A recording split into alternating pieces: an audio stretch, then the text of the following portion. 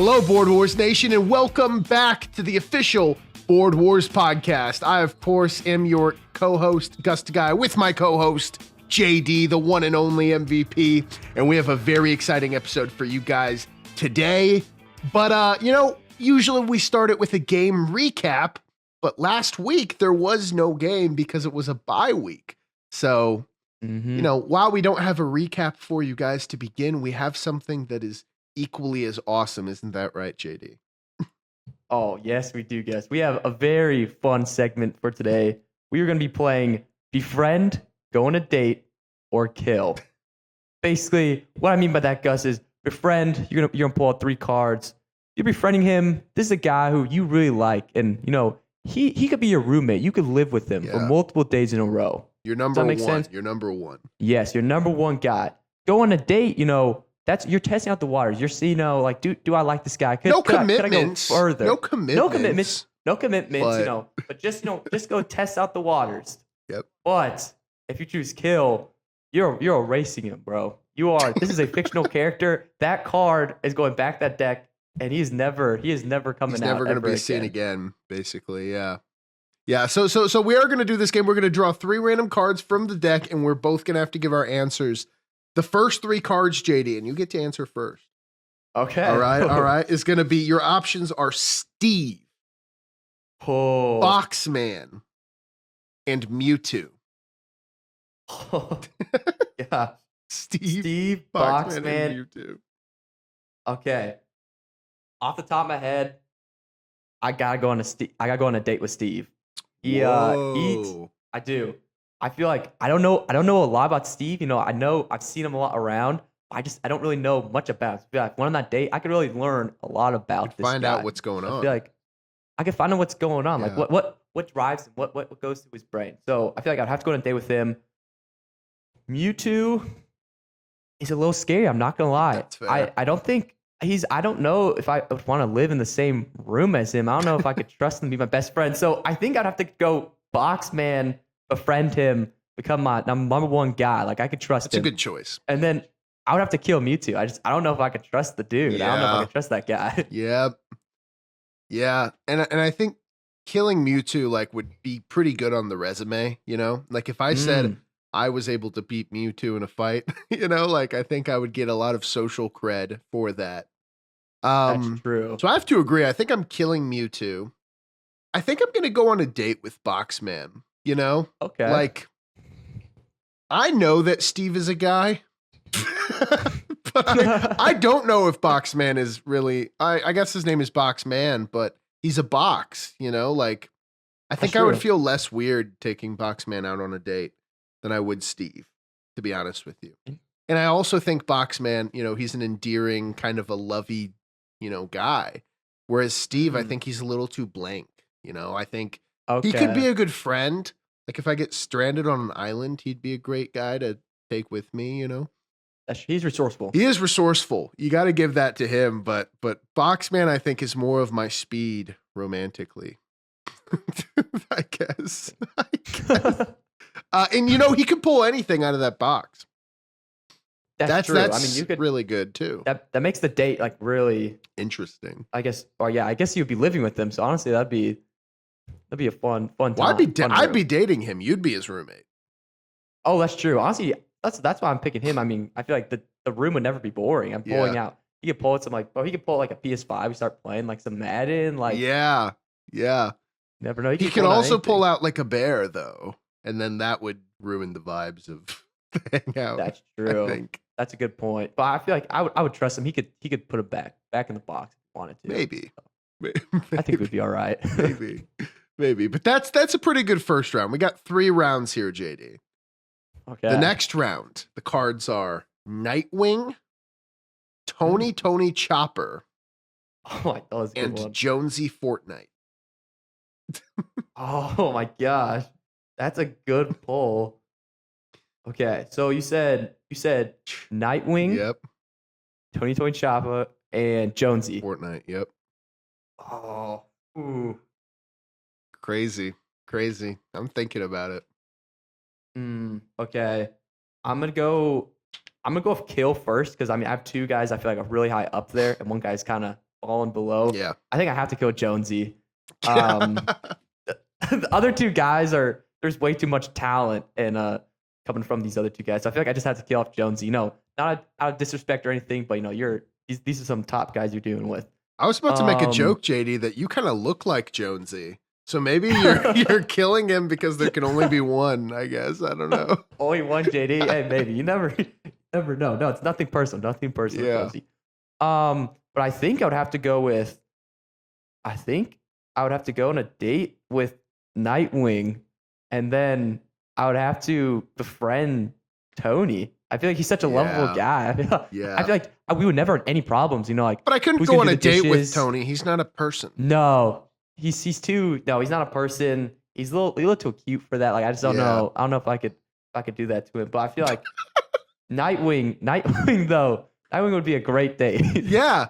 No, like Nightwing and you know, I'd probably just spend most of the date like talking to him about superhero stuff, you know, but You would know a lot. Yeah. it'd be cool. It'd be cool to hang out with Nightwing. I don't think sparks between him and I would really fly that way. But it'd be cool to hang out with him one day and, you know, go to Buca de Beppo and have a good time, I guess. I don't know. I think I'm actually the same as you. I think I'd befriend Chopper. Wow. I think I'd kill Jonesy. No offense, JD, but I'd kill Jonesy. And then I'd Hey, no offense taken. and then I'd I did the same thing. go out with Nightwing, I think. I'm thinking about befriending Nightwing because that would be really cool. Nightwing would be an awesome friend. He could protect you from various atrocities, I guess. But I feel like Tony Chopper could too. You know, he could heal you. He's like a nurse, I think. Go to the doctor, Tony Chopper. So no, I think I agree, JD, and I kind of feel bad. You've had to go first all these times. I'll go first on the last one. Okay, I appreciate it. But I felt a little bad about that. But this one is actually kind of tough too. Our options are Wally, Dracula, and Kermit the Frog. Wally, Dracula, and Kermit the Frog. And my immediate thought is I do not trust Dracula to befriend or to go on a date with. I don't think Dracula is a very trustworthy individual. I'm worried if I go on a date, he's going to do his thing where he manipulates me to make me like him, and then maybe like he'll suck my blood. That's like, I don't like that. Bad idea for me. Then it comes down between Kermit the Frog and Wally. Which one would I want to befriend? Who would I go on a date with? I think that's tough. I think I would like to befriend Kermit the Frog. I think him and I have a similar creative vision. You know, he's all about the rainbow connection for the lovers, the dreamers, and him. And I feel like I'm a similar. Me and Kermit the Frog have similar motivations. So I think if we were friends, there's nothing we could not do. For Wally, I just don't know if him and I would really get along like that. So I think I would rather go on a date with him once and then not really, you know, pursue that actively because I don't. He's more like of an environmentally conscious guy, but I'm not. Like I am. Like I try to recycle, but I don't know if I'd really be interested in the same things he is. Whereas Kermit the Frog, he's more of like an artist. He's more of like I want to like talk to celebrities and be the Muppets, you know, like I like the Muppets. I don't know. Yeah. What do you think, JD? See, I was thinking about this, Gus, and at first I was kind of agreeing with you, but then I was thinking about more. I think mine's actually completely different. Oh. I think I'm killing off Kermit the Frog. No! What? I think You're I'm killing Kermit? I'm killing Kermit. That's so messed up. That's so messed up. I don't know if I can forgive you for that. Here's why. Okay, Kermit the Frog. He's a cool guy. Okay, he's a cool guy, but his voice is kind of annoying. Like I'm not gonna lie, I don't love his voice, and I feel like if I was his roommate, that would get annoying. If I went on a date, it would. I also wouldn't really love that. I think I would just get a little tired. Kidding me? So I think I have to kill him off.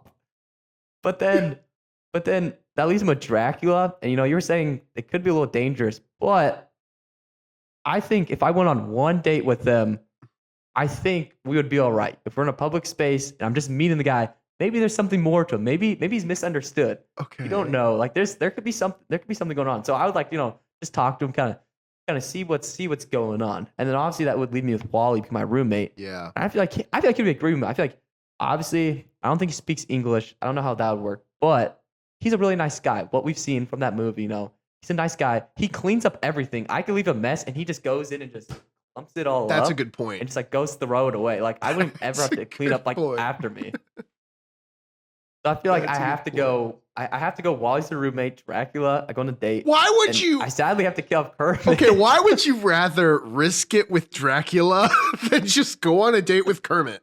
Why is that a thing that you would rather do? Because I don't like Kermit's voice. It would just be annoying. So you'd rather not go on a date with someone whose voice you don't like than risk death? Yeah, dude, keep it interesting. Why? I just his voice. Right. I feel like I know a lot about Kermit. We've seen a lot about him. I don't know too much about Dracula. That's I fair. haven't seen him in too many movies, too many games. But That is Kermit, fair. I've seen quite a lot from the Muppets. Yeah. It's just he's kind of.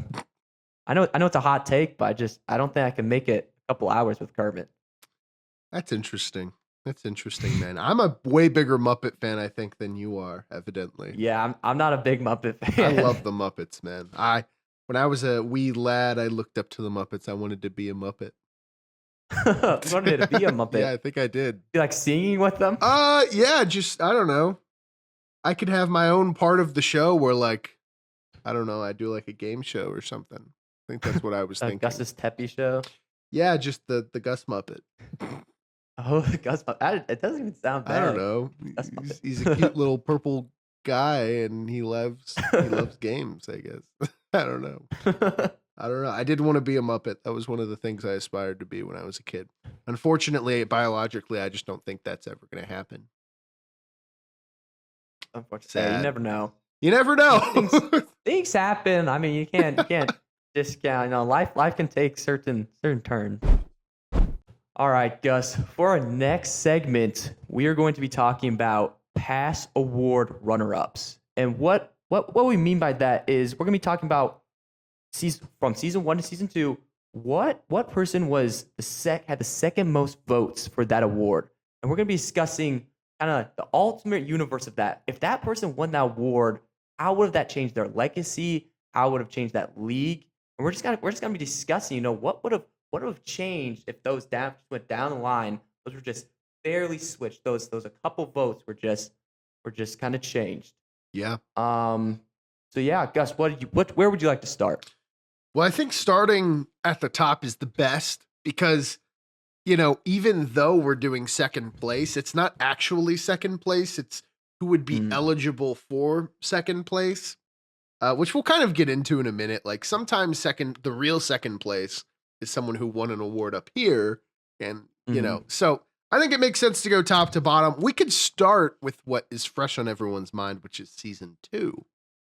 Okay. JD, you won MVP. I did. With 60% of the votes. And with 40% right behind you was the runner-up Slushy. How do you think this MVP going to Slushy would have affected his legacy? See, this one's actually very interesting, Gus, because you think about you're like MVP, that's one of the highest prestigious award you can get. So like off the bat, you would think if Slushy get that award, he would be thought of as even a better player, like even higher. But just as we were talking about just last episode, we had him at number 2. Yeah. Someone's number 2, So I think we have to discuss. Obviously, he won the Defensive Player of the Year, and obviously, I think MVP, as we would say, is higher. We'd say is higher than like a Defensive Player that he ended up winning. But I think if he won that, I think his legacy would honestly be pretty similar. I think he would still be considered. Yeah, I don't think he would pass up Dr. Luke. I think he still has way too many wins to pass him up like that. Yeah. But obviously, I think we would think of him as maybe a little higher with that MVP. He would have the Offensive Player of the Year with the MVP. But honestly, with the Offensive Player of the Year and the Defensive Player of the Year, I think it's almost just as impressive. What do you think? No, I agree. I really think like sure, like an MVP instead of a depoy would have helped more, I guess, but it wouldn't have changed like his ranking in the all-time conversation, like you were saying. Like, I guess he has more of an argument to be next to Luke, but like, I don't know. To me, it doesn't actually change that really at all. Like, it maybe pushes the needle a little bit. But like offensive player of the year and defensive player of the year, I think that dichotomy actually really helps Slushy. Like if Slushy would have Mhm. won offensive player of the year and then offensive player of the year again, I don't think we would nearly have respected it as much as the dichotomy of the different play styles. Um and like MVP would have been great. I'm sure Slushy would have wanted that. Oh, But 100%. in retrospect, I really don't think it would have changed his all-time standing at all. It's really hard to put anybody next to Luke just because he's got 7 wins. Everyone else is under him at 4. Like, and at this Yeah. point, there's quite a bit of people who are at 4 wins, like fighting to be second. But he's just above all of them at 7, and he's got the captain of the year and offensive player of the year. He's got the chip, he's got Mhm. so many things that it's hard to really compare him with anyone else right now. And maybe that would have been marginally easier if Slushy won MVP. I don't think by much. And I was kind of saying this off stream. I think like or off recording earlier, but like I really think Yeah. this award, you not getting it would have hurt you a lot more than it would have helped Slushy. Like Yeah. this award is kind of needed for JD to be in some top conversations. I think especially contrasting with the season 1 for JD that wasn't the Mhm. best you know.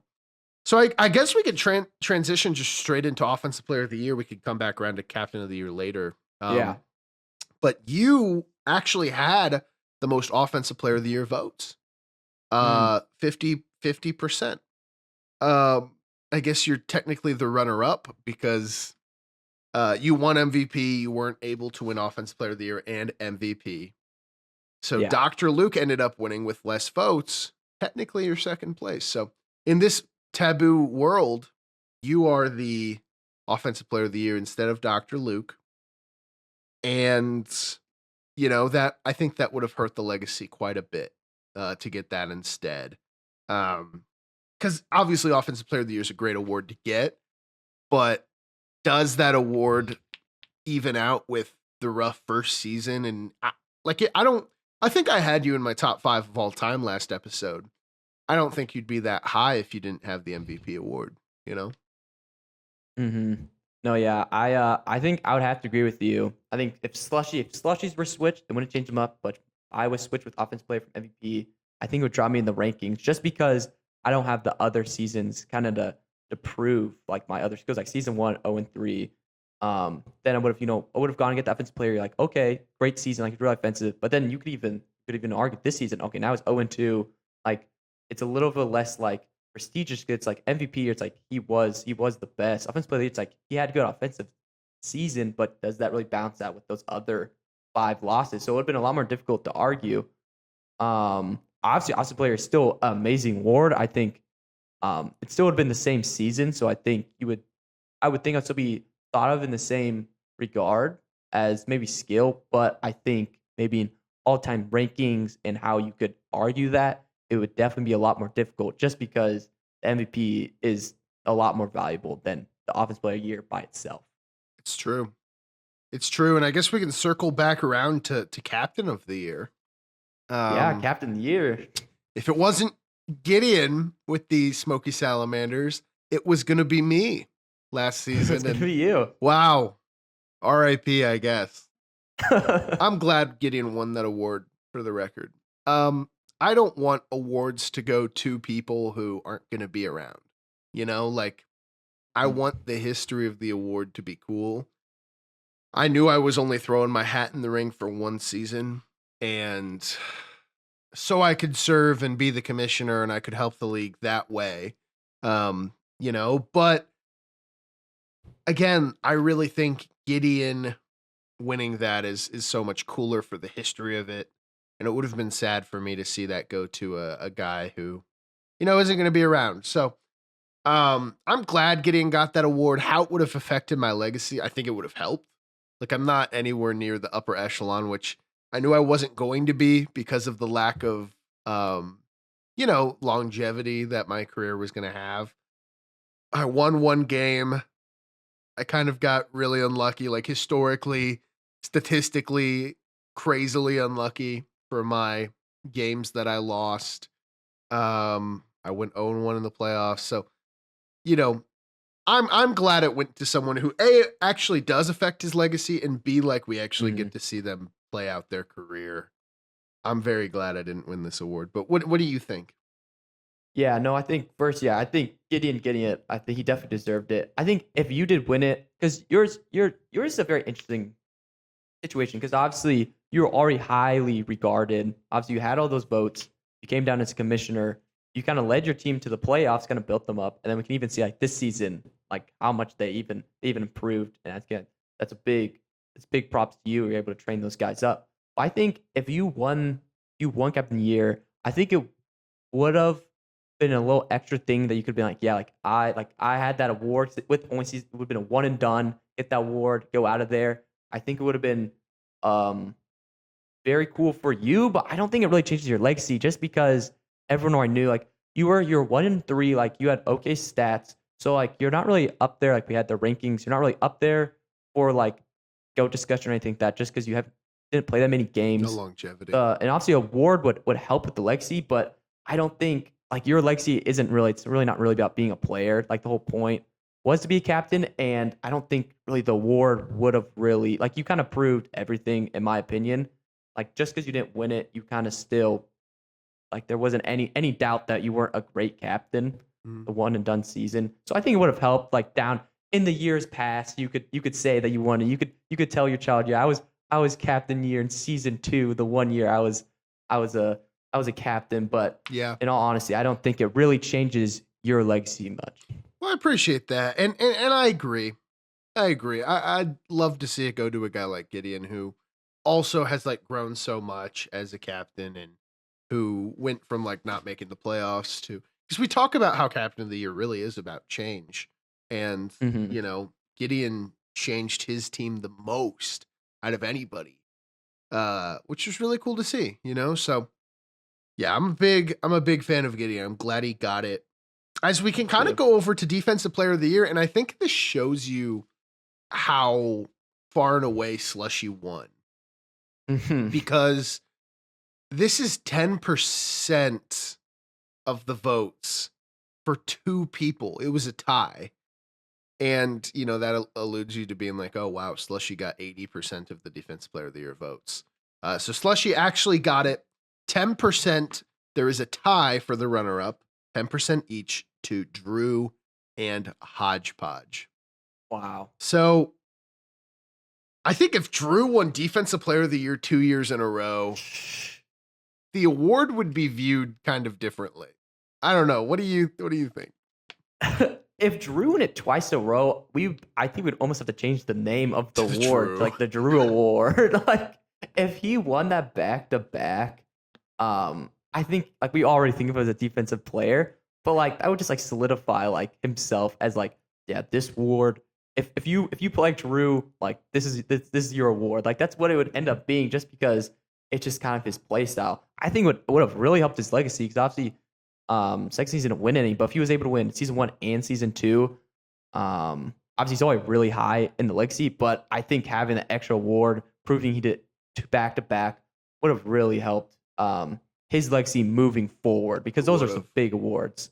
He would have if he got that over Slushy, then he would have 2 awards. And if we're saying Slushy wouldn't win MVP or that, then he would only have one. Mm-hmm. That would be a little difficult keeping a Slushy above Drew and legacy talk. So I think that would have really helped Drew in that legacy talk. What do you think, No, guys? I completely agree. It would have helped Drew's legacy immensely. I mean, if Drew got that award, I mean, he's 3 right now. He would actually probably be breathing down Slushy's neck a lot more than he is now. Mm-hmm. Like Slushy winning that depoy over Drew really helps him solidify himself as number 2. But if Drew would have won back-to-back Defensive Player of the Year, having the same record as Slushy, less wins, like less losses, same wins. Like Yeah. Drew would have had a really good argument for being above. So again, that's kind of funny to think about. Like it's almost like the way that Slushy won Defensive Player of the Year helps his argument more than MVP in a really Yeah. in a lot of ways, which is just really interesting Yeah. to think about. And then Hodgepodge, that would have been very interesting. Wow. Hodgepodge, his career and his accolades really could have gone higher. Being an award winner, I mean, that would have really legitimized, I think, a lot of his play. Especially since his team has never made the playoffs, especially since, but he's the common thread, 3 wins, I think 4 losses right now. And a Defensive Player of the Year would have really boosted his legacy. I mean, he was like, 100%. what, 13 on our list? 12, 13? Yeah, he was up there. He was behind some players, but he was definitely in that top 15. Yeah. But yeah, what do you think? No, yeah. Here's the thing, because I mean, we're talking about it. He's kind of he's the model of consistency. But the reason he's a little lower in the legacy talk is because he doesn't have those highs, those peaks, the playoff wins, even making the playoffs, awards. But if he had an award from season 2, you would have to put him so much higher than from so many other players. He would then have 3 wins and an award. You have to start talking about you start talking even with Caleb Ward. I mean, he has 4 wins, but you're looking at awards. If Hodgepodge, he has a Defensive Player of the Year. Only a couple people have though. Only 2 people would have that. Him and Drew. Yeah. I think that would have helped him so much. He would have been regarded as probably one of the better players in the league if he had a defensive player under his belt. I think the Jets coming into season 3 would have been thought of as a lot more impressive. You have defensive player of the year. They had a great draft and stuff like that. So if he had that, I think that probably would have helped him more than anybody we've even named. I think for all these other awards, I think that would have bumped him up the legacy talk a lot more than anybody else. No, I completely agree. I really think it would have. And the MIP conversation is kind of equally interesting. It would have boosted somebody who, would have been lower on our list, or I think is lower on our list. I don't think he was in our top 17, but no, he was pretty close. He was pretty close. I mean, kind of on the outside looking in, I guess. But he would have really been elevated, I think, to the status of some of those top 17 guys if he would have won. And that is Calbrus for the MIP award. Now, I think Ryan actually won this award. Ryan had the second most votes. Because the most votes went to you, who won MVP. Interesting. So the runner-up behind Ryan would have been Calbrus. Calbrus at 20% of the votes. And that would have, again, I think helped his legacy immensely. He would have been one of the only llamas to win an award. And we think about the history of the llamas, and it's MVP season 2, Hodgepodge Award season 1, all those awards are JD. And he would have, I feel really legitimized the llamas as a full team and not just a team kind of built around the arc of one guy, I guess. Which I already feel like it is, but the history and the awards don't tell the same story. So I think it would have been really cool to see Kyle win the Most Improved Player award. Oh yeah, I 100% agree. I think it would have been a great award for him to win. I mean, it was good. He got that win, and it was a great win. It was against I know it was against Caden. I can't remember exactly what he played, but I remember he was playing at Mo State. I remember watching it, helping him out. It was a great improvement from season 1, kind of what he showed. I think if he won that, yeah. I mean, we didn't have him in the top 15, top 17, but I think if he won that, you would give him a little better argument for moving above those players like like maybe with guys like with Ryan and Ian, guys with those 1 or 2 wins. If you have that win, and then you also have the award, maybe like with Caden, where like you have that award kind of bumps you above those players.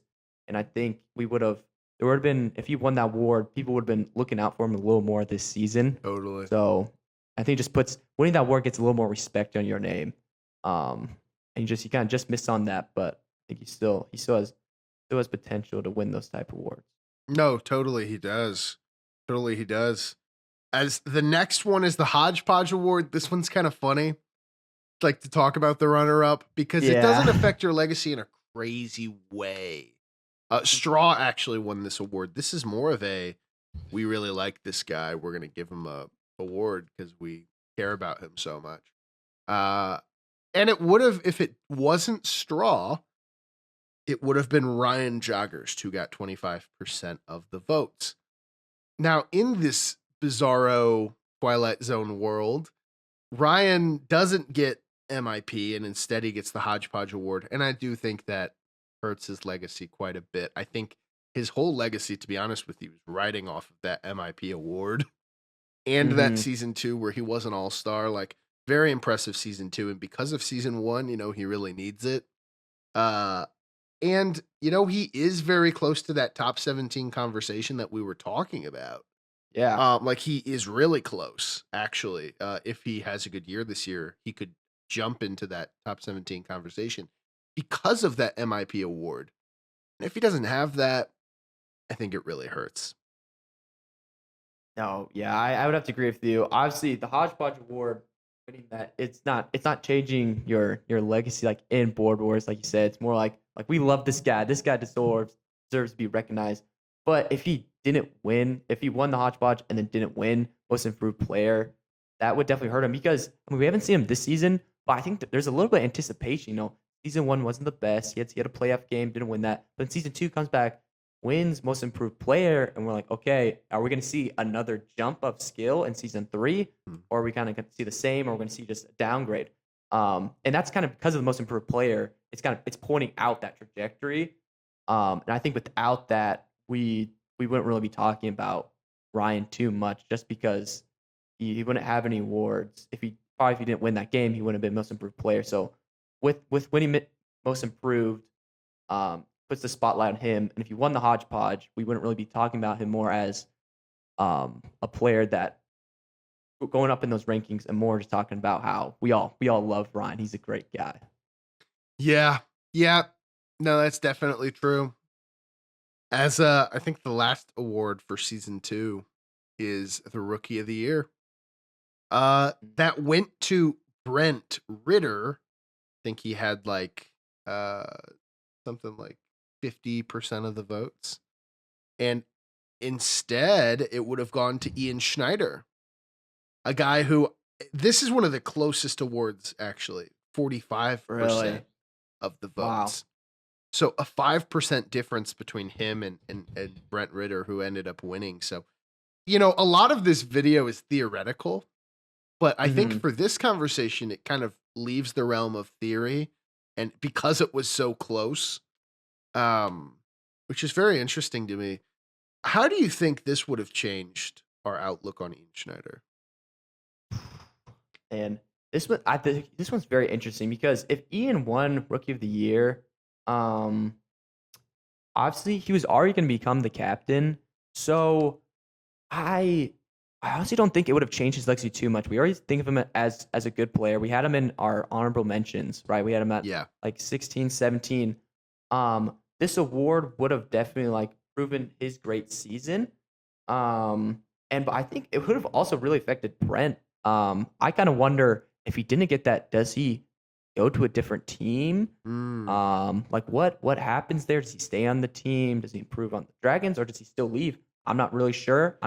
I wasn't behind the main reason why or Brent left or he wanted to leave or what exactly the reasons were. But if Ian were to win that, Ian would have been highly regarded because he would be a captain, winning an award his first season.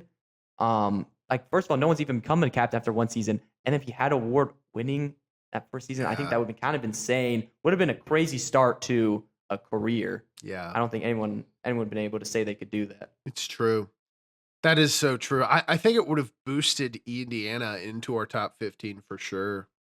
As Mhm. for Brett, I mean, you and I were a little bit disconnected. Maybe he falls out of your top 15. He wouldn't have fallen out of mine. He was higher on mine than he was on yours, but Mhm. he would have gone down for sure. I mean, that award is really important.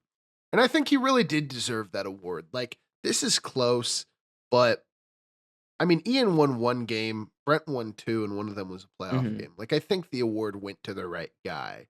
Yeah, I agree. But maybe in the realm of um, cohesion for Ian taking that extra step into the captain role, it would have been more of a cool, like, oh, he won his award and now he's getting promoted, like type thing.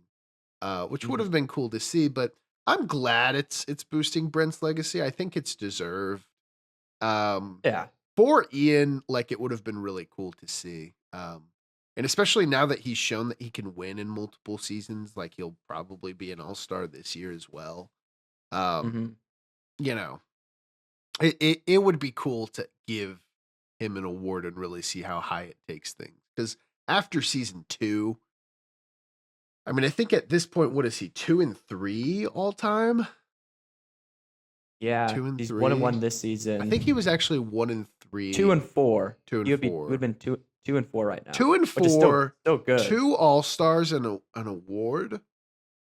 That would have given him a very good case to be pretty high, actually, like maybe like 11.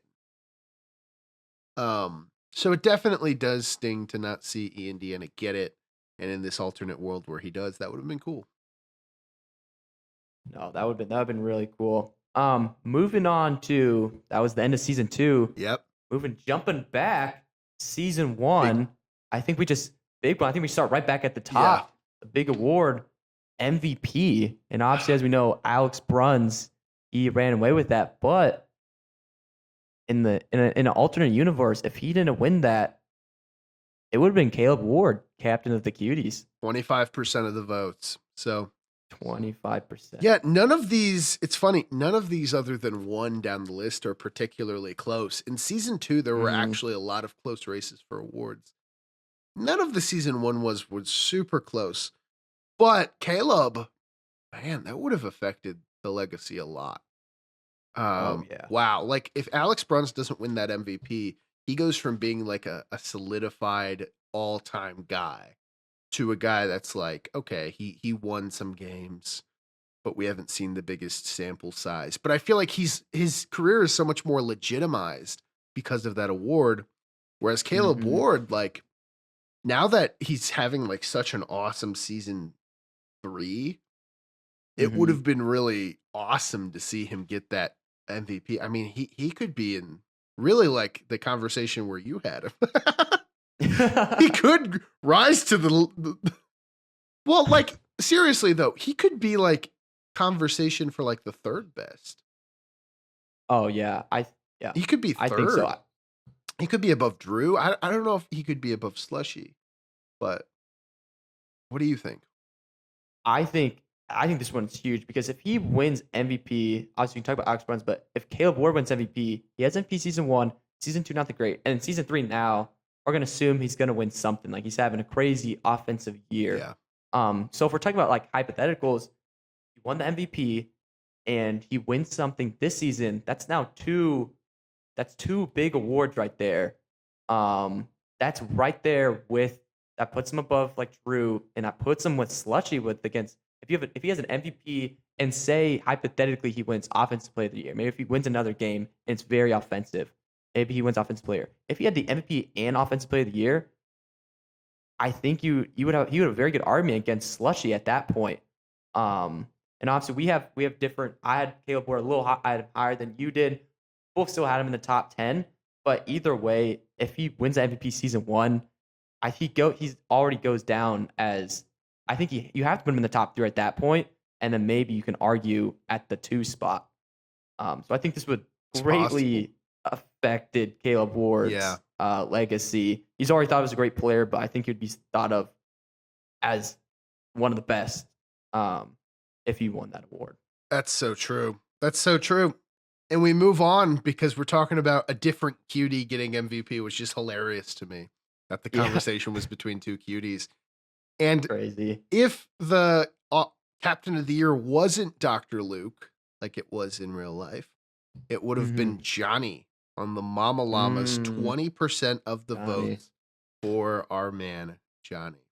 And Johnny's kind of been the odd man out for these awards, but like he's the only captain, if we're not counting the inevitability of this season, that has never missed the playoffs, right? He's gone to the Cup his first year, his second year. He's resulted in players that have been MVPs. The Llamas had one of the best regular seasons of all time in season 2. So like really Johnny is looked so high upon as a captain. And I think him winning this award would have really, really affected things for his legacy. I mean, if and again, 20% isn't very high of the votes, but it wasn't particularly close. But like beating Dr. Luke head to head and winning Captain of the Year over him, I mean, there's a huge chance that we're talking about Johnny. Like Dr. Luke's legacy would have taken a huge hit. In these bizarro worlds, he hasn't won any award. And, like, because he never gets second place, which I think says something about him. But, like, wow, like that would have really helped where Johnny is. I think it would have honestly raised him to a surefire top 10 area for me. What about you? No, yeah. Obviously, I think Dr. Luke, he deserved that award that season. But that 20%, some of that percent came from me. I know I definitely voted for my captain that season. I know I did. You see your captain on, you gotta throw him a vote. Don't you have to. I think you have to. But I feel like I was on his team. I thought he was an amazing captain. He trained me up. I think if he won captain of the year, I think a lot of times people kind of sleep on Johnny. His like career isn't the best. Like season 1, he was like 2-4. Season 2, like it wasn't good at all. But then it was also like his team did amazing, and he's the captain. That's kind of what the captain role is supposed to be. And in season 3, he's won the game, but he's still kind of people don't really talk him that much. I feel like, but I think if he had that award season 1, people would have been talking about him a lot more. Like to begin the league. So I think it would have really helped his legacy. He would have been a lot higher. It would have like having that award would solidify everyone knowing he's a great captain. I know he's a great captain. You know he's a great captain. But having that award and being one of the only 2 people to win it would have helped him a lot more in that legacy talk. It really would. And really, Johnny is like other than Luke, the captain that you think of when you think of consistency. And it would have been cool to get to see that through an award. As we continue on to Offensive Player of the Year, if it wasn't Slushy, it would have been Alex Bruns. Now, one thing that is interesting to me is I really do think we got the MVP conversation correct. Because if the person wasn't going to win MVP the last 2 years, they would have won Offensive Player of the Year. And I think that's interesting. Like, these guys aren't just getting votes for MVP. They're getting them for a bunch of other awards. Like, JD actually had the most Offensive Player of the Year votes the same year that he had the most MVP votes. Alex Bruns, like, had the most MVP votes by a large margin, 75%. And he had 35% of the Offensive Player of the Year.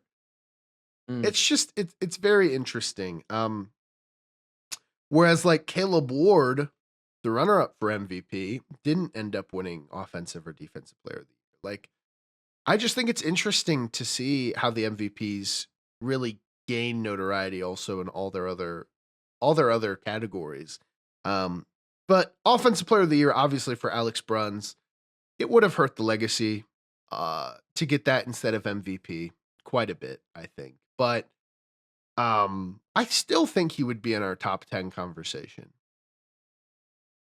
No, yeah, I think I would agree because I think we have like the 4 or 5 spot. But if it was switched with Offensive Player of the Year, he would definitely drop in those rankings. I think MVP solidified him the first ever MVP. Yeah, a lot of drip. As the Mr. Irrelevant, it was kind of like whoa, like what just happened? Like if he can come in the league and win MVP, like why can't I? Like it was kind of like it was kind of Yeah. inspirational almost. But I think if it was switched, and obviously Offensive Player of the Year is a great award, but it's not on the same scale as the MVP. It's just not.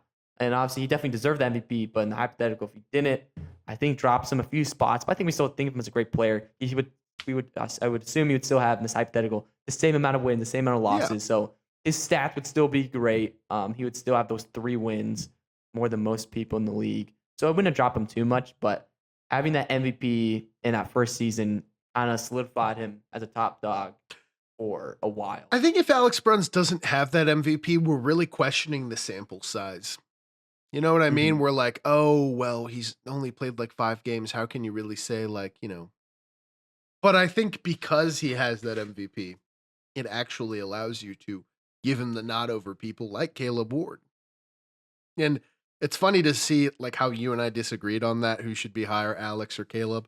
And man, if these things swapped, if Caleb would have had the MVP, Alex won, oh boy, yeah, that conversation would have been completely different. But moving on to Defensive Player of the Year, are you surprised to see this guy rear his beautiful head? I was about to say rear his ugly head because that's the term, but I don't think you can say that about Hodgepodge. He's got a beautiful, not true at all. He's got a beautiful head. Rear his beautiful head back into this conversation as the runner-up for Depoy season 1 with 15%, granted very low, is Hodgepodge. Yeah. Hodgepodge in this bizarro world has 2 Defensive Player of the Years. What? Insane. This is crazy. So then you start to think, is he one of the most underrated, snubbed for awards players of all time? What do you think? This is interesting because obviously it's very, very low in like percentage both times. Yeah. And I think the players who did win it like definitely deserved it. But and like you said, in this bizarre world, if he were to win 2 Defensive Player of the Years, this guy goes from what 13 to I don't even 3 at that point 2. At that point we just said if Drew had 2 Defensive of the Years, we would put him. He would have a lot closer discussion with Slushy. He would have to be 3 at that point. He would have to be. I mean, he would definitely be above Drew. He'd probably be right behind Slushy.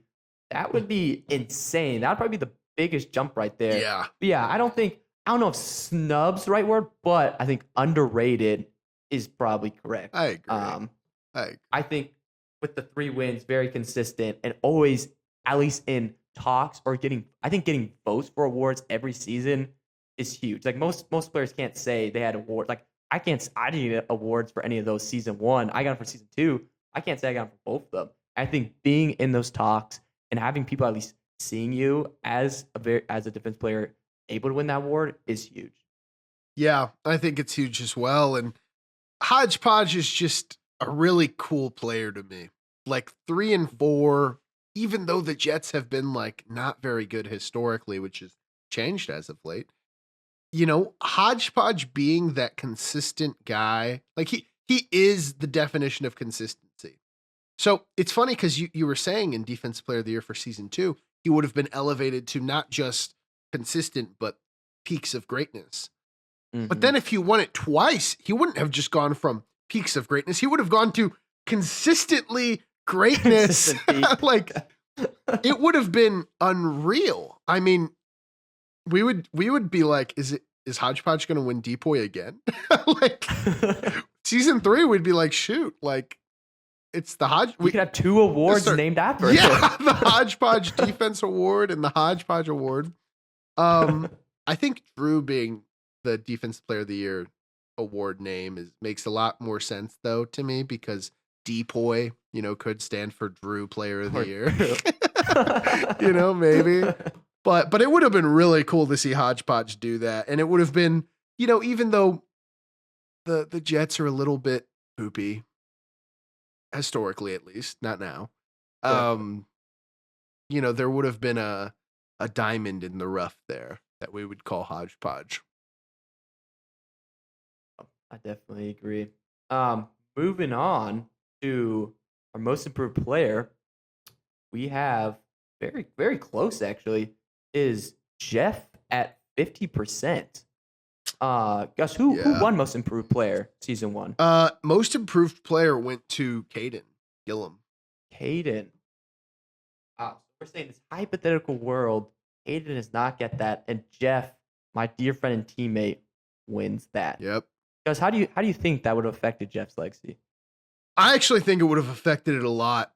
If Jeff won MIP season 1, and I do like that Caden won because he ended up being a captain with the Ruby Raptors. I think like that's a really cool like transition. But if Jeff would have won MIP season 1, I mean, now we're talking about a guy who isn't just a 2-time All-Star, but he's also an award winner.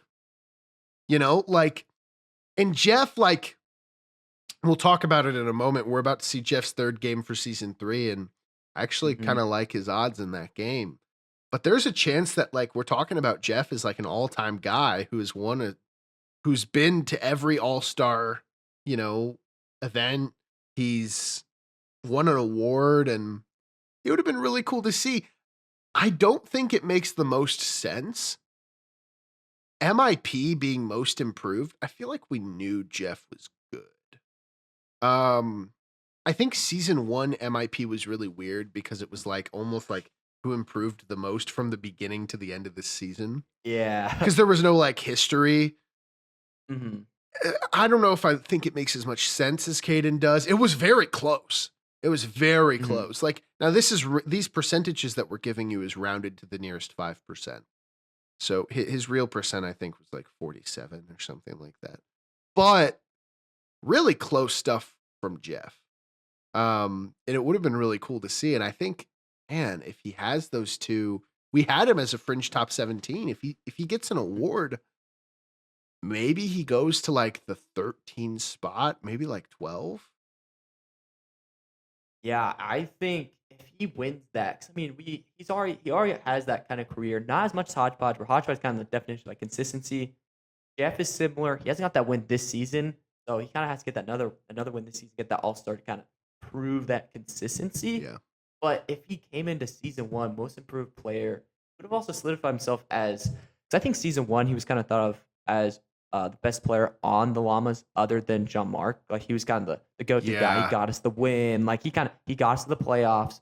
That's true. Or he was the only player I think Other than to win a Jean-Marc, game. yeah. Other than Jean-Marc, yeah. So I mean, he kind of solidified myself as that game. In season 2, we had him starting the season as well. So he was already thought of as our top guy. I think with that most improved player, I think he would move up that legacy talk. Just because other teams knowing a little more about him. The thing, once again, Jeff's kind of, I feel like he's kind of one of those underrated players, kind of like Hodgepodge, where they're consistent, but since they don't have those peaks, they're not talked that much in much conversations because they're not really in the talking for awards. Yeah. But that would have changed it. It would have, but then he would have had the award. We've been talking about him, and he probably would have been bumped up to 13, 15 spots, somewhere around there. It's crazy. That's crazy. And I love talking about this because it's really giving me clues on who maybe I should be like thinking of as better than they are. Because if things just change a little bit in this, because none of these are far off. This is first versus second place. Yeah. Second place could win first. And if just a little thing was different, maybe who I should be giving more respect to is kind of what I'm thinking of. But the last one is the Hodgepodge Award for season 1. And again, it doesn't affect much things, but instead of going to JD, the second runner-up was 20%, and that is 7th Sense. 7th Sense. Now, 7th Sense, that would have been cool. His first season, 88 overall. He won a game with the Beavers. He actually won the first ever game of Board Wars. For all of you at home, that's a pretty cool trivia fact. 7th Sense won the first ever professional game of Board Wars. He would have had an award as well. That season would have maybe been elevated higher than it already is, which I think is quite a bit still because of the mysticism of the first ever win. And, you know, season 2, he was a 67 overall, so he went down quite a bit. Season 3 so far, he's a 69 overall. So maybe in the grand scheme of 7th Sense, maybe it would have started a fire under him, and then season 2 he would have been way better, and season 3 he would have maybe, but I don't know. I don't know how much it would have changed his legacy in total, but maybe it would have inspired him more to be better in future years. Yeah, it's very interesting. I mean, the Hodgepodge is very interesting. I was just thinking back on it. About season 1, I won it, and then season 2, Straw won it. Correct. Mhm. I was just thinking about it after both those teams, after they won it, greatly improved. I don't know if any correlation to that, but if you think about season 1, JD wins it, he comes back, and I win a couple True. games to help us get to the playoffs again. Straw, although he hasn't won the games, I think he's been a huge help for that team. Yeah. So I think you were kind of saying like seventh one that like kind of puts like a little fire in him. I think winning a award actually does kind of do that. Even if it's the Hodgepodge award, inspires it's you. not about gameplay. It inspires you. Yeah. It's like, okay, people recognize me. I want to put the time in and like get better and get an award that's for my gameplay. And that's how I felt. I'm sure that Straw, I'm sure he felt very recognized. I think a 7th Sense one that I think it would have just been a great award. 'Cause, I mean, obviously, we think of everyone. If you know 7th Sense, he's a great guy. We all love him. But if he wins that, I think it helps you at least. Like you feel recognized, and I think maybe we would have seen a little different gameplay. Who knows? It's really difficult to say. But if he won that award, it doesn't really change. I don't know. His outcome since season 3 isn't the best, but I think we just a lot more people would have high regards for him personally. if he Yeah. wins that. Yeah. When then we're talking about, oh shoot, the Raptors have the only 2 players that have ever won the award. Like Oh Straw yeah. in 7th, and it's like, wow, that team is very likable, which we already kind of know how likable the Raptors are, and maybe that's Uh-huh. helping them this season. But that would have been really funny, I think, in retrospect. And then maybe the Beavers would have gotten more poop for trading 7th. Like, Maybe you trade the Hodgepodge Award winner? What the heck? you What can't are be you doing doing? that. Maybe they keep him. Maybe, and 7th really did fall off once he left the Beavers. Maybe 7th stays on the Beavers and he becomes like a legit, I don't know. That could change a lot, theoretically. I don't know. Any- Anything can change. He could have won MVP if he stayed on with Drew by his side. All in all, I think as we're wrapping up this topic, who do you think would in this Twilight world goes like rises the most and falls the most? Hmm. I think if these were switched, I think Hodgepodge rises the most with those defense of the year, and then I think Drew falls the most. I think they like almost switch.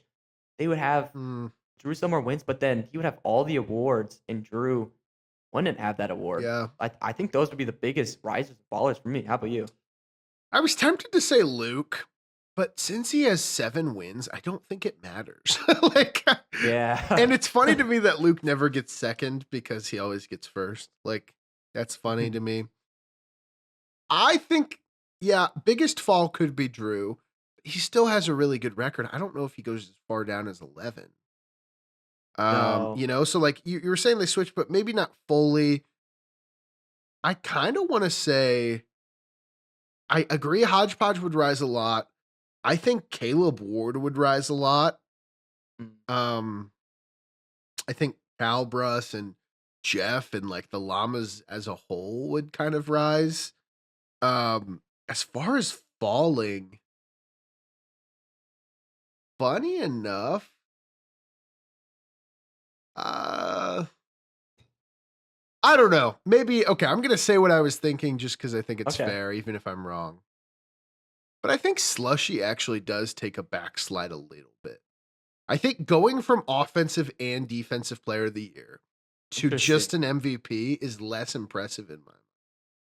Having going from one award being MVP to going to having the tandem, that's what we know Slushy for.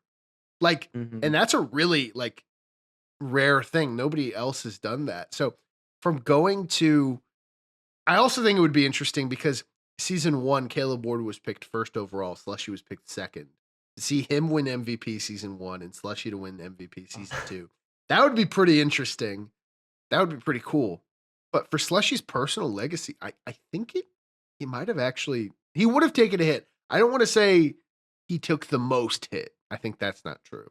Mhm. But I don't think he would have been. I don't know. What do you think about that?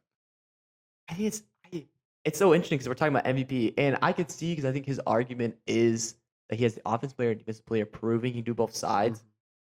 I have I agree with you, but I have a hard time saying if he wins MVP, he drops. I feel like It sounds it's like wrong, but I think it's it true. sounds wrong, but I think it's kind of correct because that's kind of that's the reason he's so high is because he's thought of a player who can do both sides. Yeah. And yeah, I don't know. It's difficult to say that, but I think you're kind of correct. I think it's just how we look at Slushy, and it's why we think of him as one of the best players. Yeah. Because he's good on both sides. And to be clear, we're not saying Slushy, if he won MVP and Defensive Player of the Year, he would have been lower. No, we're saying if instead of both of those, he only won MVP. Because in this Twilight realm, he doesn't win a single award season one. I think he would have gone lower. I also agree with the Drew stuff. I think that's fair. I also want to say, I think Brent goes down, and I think JD goes down.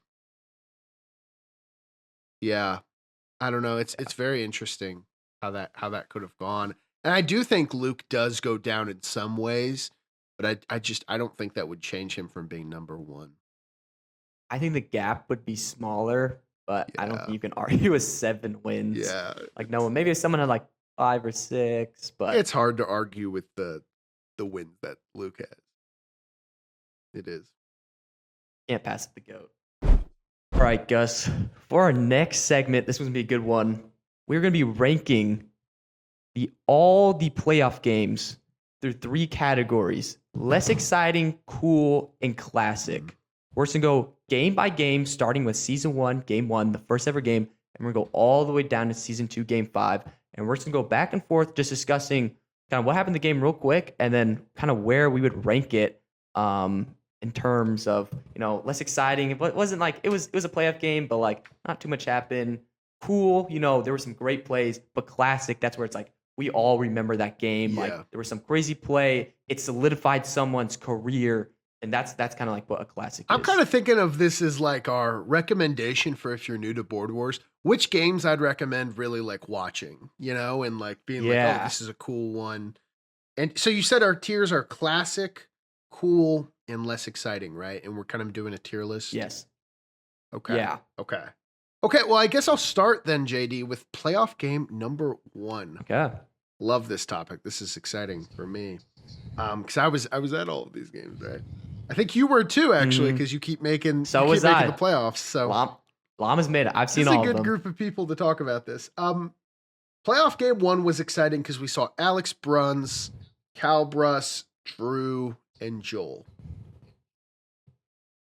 Now, even though those names are kind of exciting headliners, unfortunately, there's a little bit of controversy surrounding this game. Something called Dr. Doomgate happened. Something called Sleepygate occurred that really changed a lot of things in the league happened because of Sleepygate, which we're not going to go super into, but that game was kind of crazy. It involved the chess rules kind of playing multiple people due to some controversy. Anyway, that game looks really cool on paper for the headlines, but was kind of messed with a little bit because of some of those things. Alex Bruns ended up winning a game where, again, sometimes because of Sleepygate, only 3 people were playing at once. Kyle wasn't playing super good. Drew was trying to stand up against, fight against Alex Bruns, but he couldn't really because it was kind of a 1v1 for lack of a better term. Mm-hmm. And Drew's team was just not really in a position to do anything against. And there were things he could have done. I think if Drew was a more offensive player, he wins that playoff game. But he's not. Historically, he's not. I mean, we're thinking about changing the Depoy to the Drew Player of the Year. I mean, he's a defensive guy. So being in a position where he has to play offense. And this very controversial game is the only game Drew lost season 1. He's 3-0 Wow. if he doesn't lose this crazy game. And so I think for me, if you actually watch this game, it's less exciting because of the controversies, what's going on. Like it kind of is a frustrating watch, at least for me. What do you think, JD? Yeah, I think obviously really high expectations for the game. It's the first ever playoff game for all of us. It was the first season, so we're like, we got a playoff game. It's gonna be super high tier, and there were some great players in the game. Mhm. But yeah, right off the bat, there were just weird communications things going on, and it wasn't everyone wasn't playing up to their tier.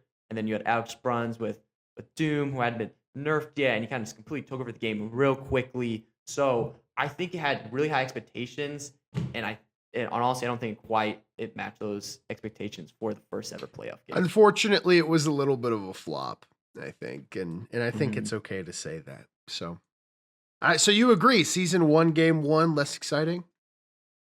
I would have to agree. I think it would have to be in the bottom tier. Okay. Okay.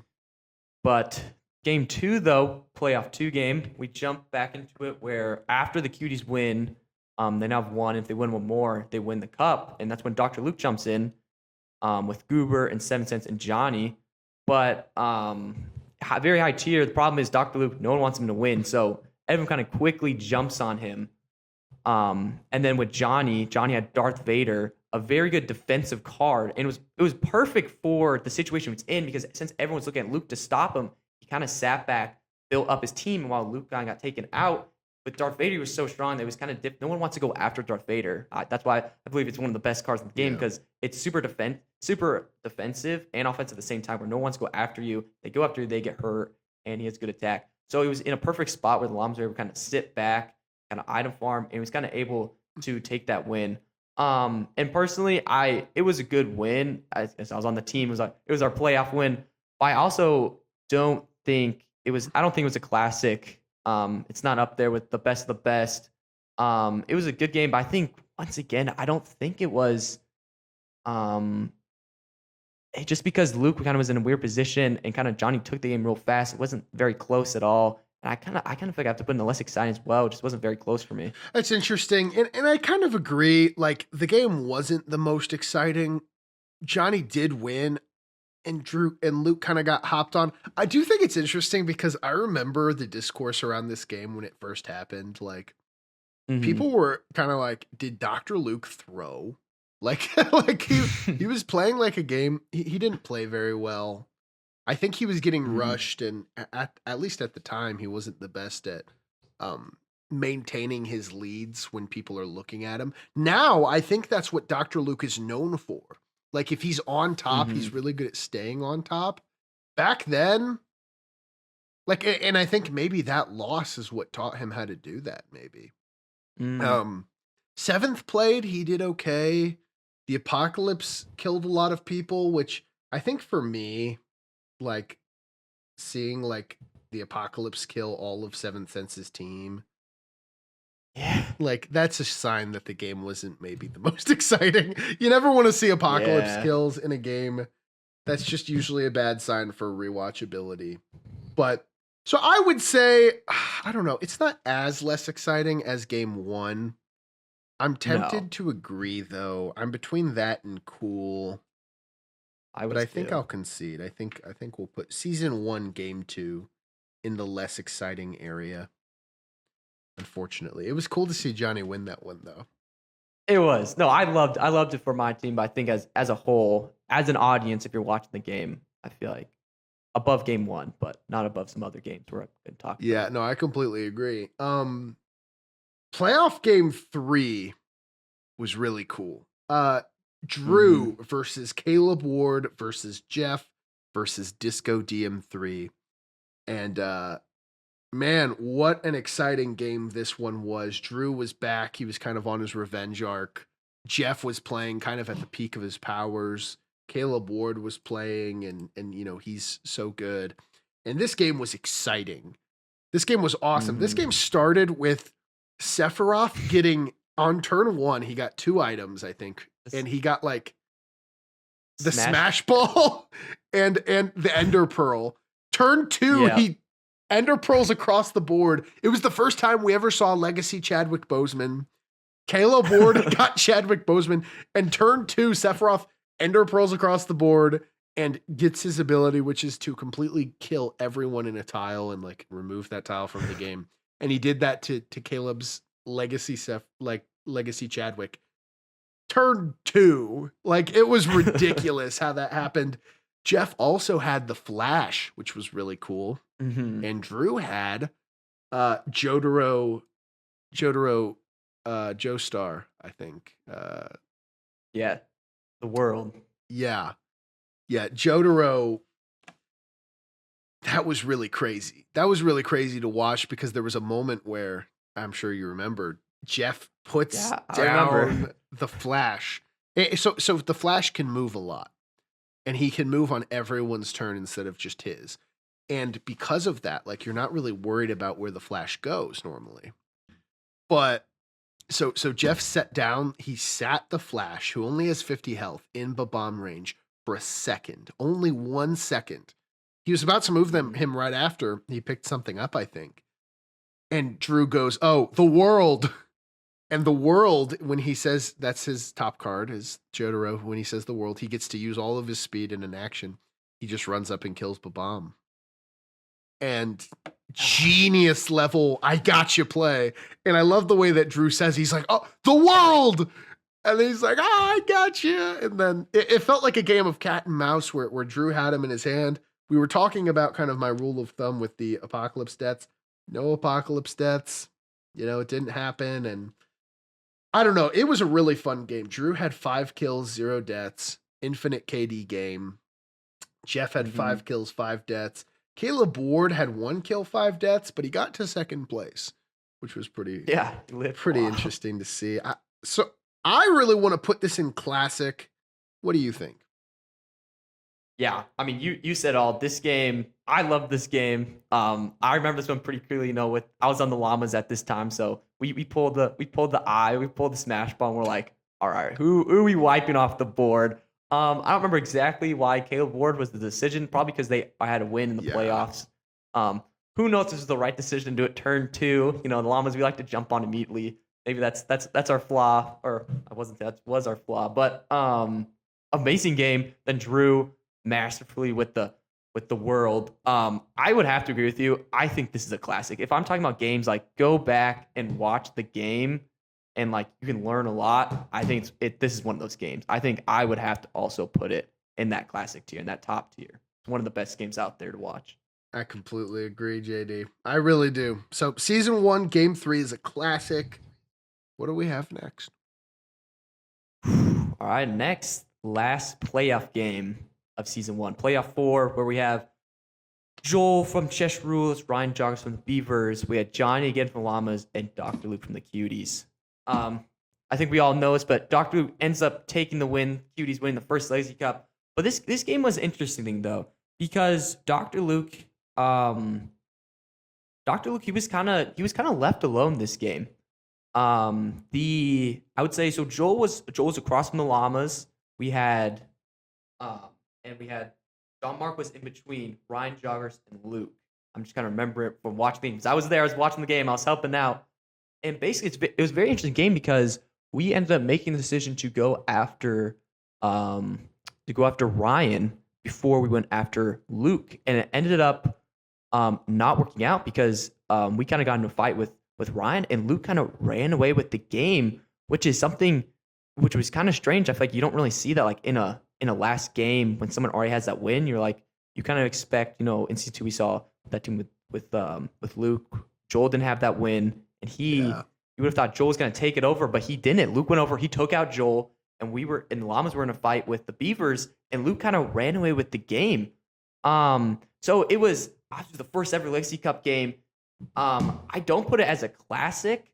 I put it in the cool. I think it was a great game. I think it was also just a very interesting diplomacy. There were some great plays by multiple teams.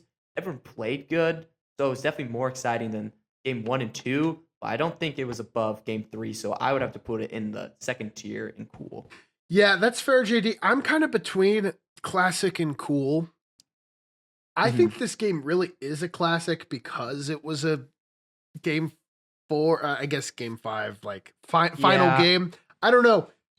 It's interesting though because like you said, you guys got into a fight with Ryan when Luke Mhm. had Sands, and I think the whole controversy there was you guys had like a C4 and a freeze spell, I think, and you went Mhm. over, froze, and bombed his top guy when he was instead like, dude, you got to go after Sands, who notoriously has a big defense. You got to hop on her. He's just going to do a lot of damage.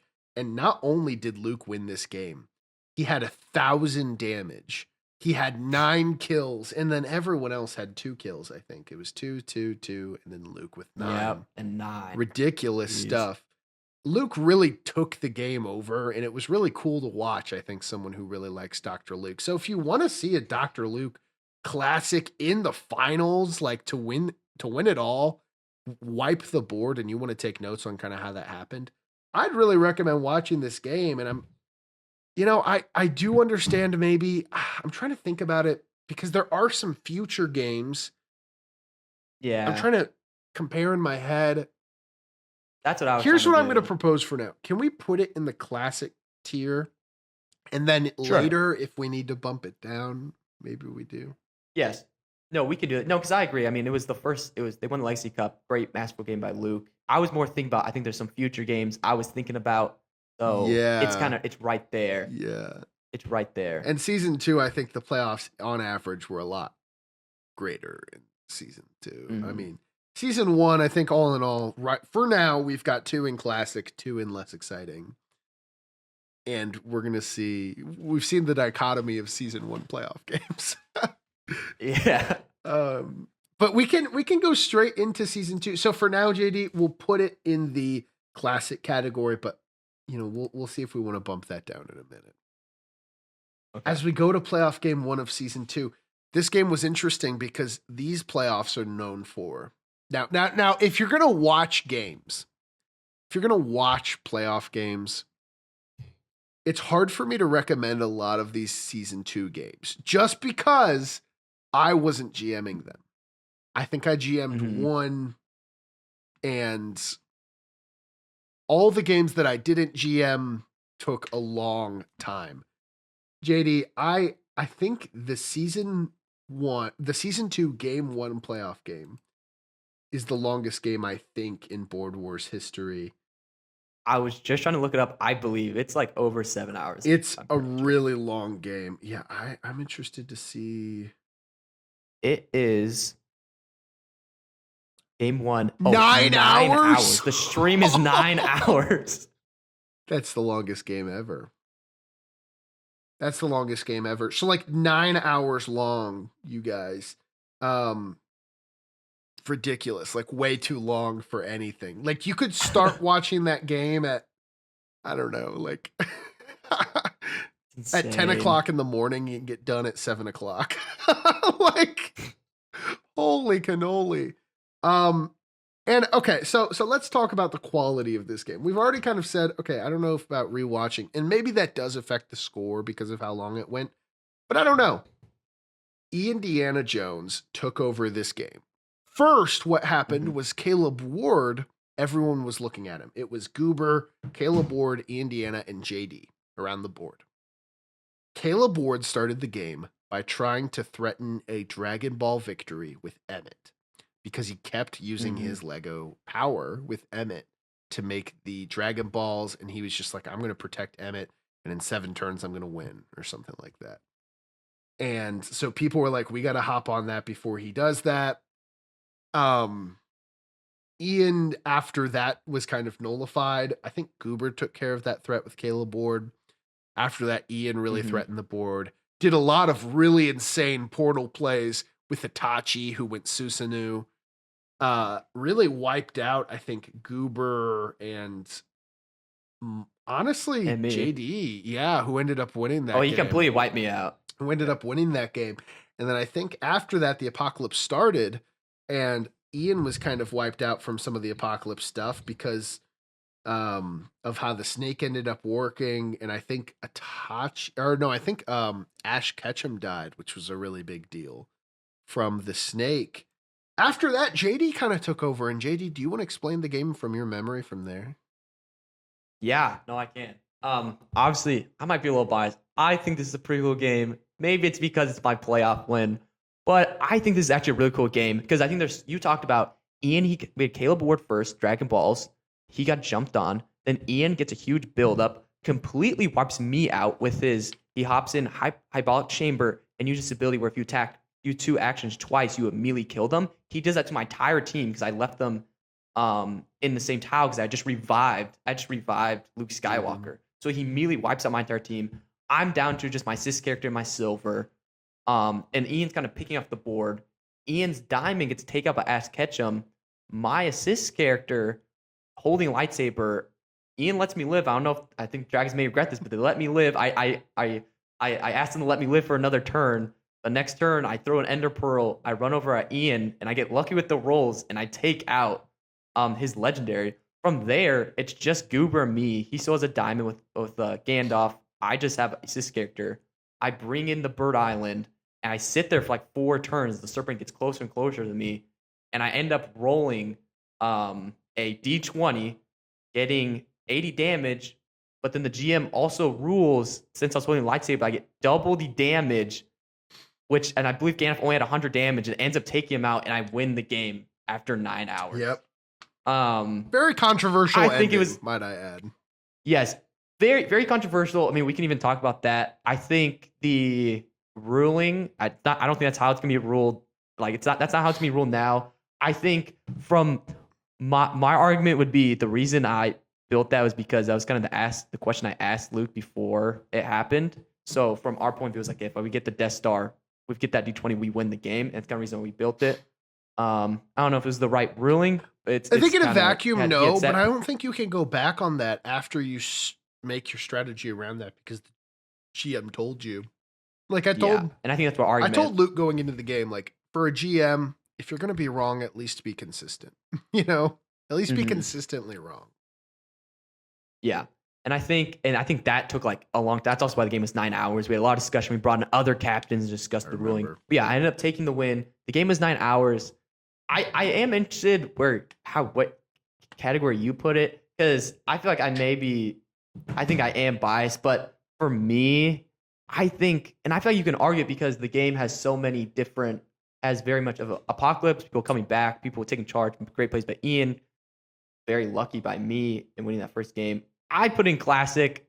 That's just me. And I know the game's really long, but I think the game was, in those moments, it's very interesting. Like there were so many, since the game was so long, there were so many like intriguing and great plays, I would have to say. I'm tempted, JD. I want to say for the record, in the tier list, it's not season 1, game 3 or 4 for me. Mm-hmm. I think it does get hurt by the longness of it. And I do think it also gets hurt by the ending with the ruling. Because of that, I'm tempted to go cool. But I'd also be okay with, because I was kind of looking at these season 2 lists. There are some really cool games coming up. Oh, yeah. I'm thinking maybe for now we could put it in classic and we can bump it down. Well, I'm just going to be real with you. I think we'd bump it down right after we explain playoff game 2. Maybe that's controversial. Okay. Are you cool with going for cool, or do you want to put it in classic for now? Here's the thing. Are we agreeing on can we have 2 different lists? I think game 2 is where ours might get switched there. Really? I think we have to have the same. I think we're agreeing right now. We have to have the same. Okay, list. Same one. Okay, well, I'll bump them down to cool just because I think I'm a little biased. I was in the game and I played, and it was also very long. But if you're watching this, go watch the game. It was still a great game to watch. Maybe but watch it on times 3 I speed. can concede. Times 3, maybe 5. But yeah, I'll concede. Put in cool. I think it's still season 2, game a great 1 spot to put it. Fair enough. As a playoff game 2, do you want to set the stage? Yes, I can. All right, playoff game 2. So obviously, I won the first game. So Llamas are up 1 game. So we all know when someone wins that first game, you can't let them win that second game. So coming into it, Johnny, we're thinking like, Luke, he played very defensive season 1. It didn't work out for him. So you know what? We're going to go out swinging like turn 2. We're just going to go out and hit as many guys we can and try to win. And that's exactly what Johnny does. He grabs the Mystic Elevator and he starts just swinging on people. Every team's realized like that. Oh shoot, he's kind of taking on some people. He takes out Alex Bruns, and that's kind of when all three teams kind of jump on him and they take him out. But while that's happening, you have Brent Ritter building Time out. You're missing a very crucial part of this. What did I miss? The apocalypse started turn 1 Oh because my of gosh. the park. I totally forgot about that. I was not GMing this game, but I was helping make the boards for this. We put in the park, which, if you guys don't know, there's a chance it starts turn 1. There's like a small chance, like a 1 in 20 chance. And it not only started turn 1, not only did John Mark have like a really good position, Mystic Elevator, all the stuff JD's saying, but then turn 2, Five Nights at Freddy's is happening. Notoriously the apocalypse that can just kill you the fastest. And we were like, oh my gosh, no way Johnny is gonna win like the cup. Because if Johnny wins, JD won the game right before, the championship is over. They've hit 2 wins. That's how it works in Legacy Cup. First to 2 wins wins it all. And we're like, there's no way that we're gonna let that happen in game 2. Sorry, you can continue, but no, you're good. Oh my gosh. Wow, I completely forgot about that. Makes it so much crazier. Yeah. Johnny Apocalypse starts. Everyone's scared. Everyone's like, we got to take him out. So while that's happening, Brent Ritter, Purple Dragons have Mario. And over there, he is rolling perfectly where he keeps getting more Mario clones. And it keeps happening. And he eventually just builds up an Attack the Clones Mario army, starts opening with Batman with the mixed elevator and just wipes the board. Complete masterclass by Brent. Gus, you were there. You were part of this. Let me hear from you. Dude, it was insane because I remember us freaking out, and Brent will probably remember me panicking. I was like, we are not going to lose in game 2 to the Llamas. Like there's no way the chip is over in 2 games. Like, I'm calling Alex Bruns. I'm calling Dan. We get like a group conference call. Like literally like all 3 of us are on the phone. Like, what do we do? What do we do? And I remember the luckiness of, oh my gosh, we're getting all these clones. Cause I think if it's a D12 for Mario, if you roll an 11, you get a clone item. So we keep cloning Mario. And this game is nicknamed Attack of the Clones for us. And like, it's funny because I think Mario, it used to say, I don't know if it still does, but like the clone has 10% of your current health. So it kept going down and down. So we had so many like 1 health Marios, but they all attacked 10 to the 4th. And we had so many actions. I think we also had Olimar with Pikmin. So we were getting Mystic Elevator rolls with the Pikmin. We were going into enemy territory and we were just massacring Johnny. And because of Five Nights at Freddy's, we were the ones to kill Johnny. We took control of the Mystic Elevator. And because we had the tile manipulation and the clones, I mean, just nobody could stop us after we took out Johnny. I remember Alex Bruns had Hulk. I'm pretty sure Hulk died to Freddy Fazbear. Yeah, he did. So like that was just very interesting to watch. It was just a cool game. It was a really cool game to me. And that's why I was saying like season 2 game 1 is going to maybe go into the cool, because to me, season 2 game 2 is an instant classic. Like the panic and the mania of, are the llamas going to do it in 2? Wait, no, the clones. And so many improbable things happened. It started turn 2, like turn 1, the apocalypse starts. It's Freddy Fazbear. Oh no, we're all going to die.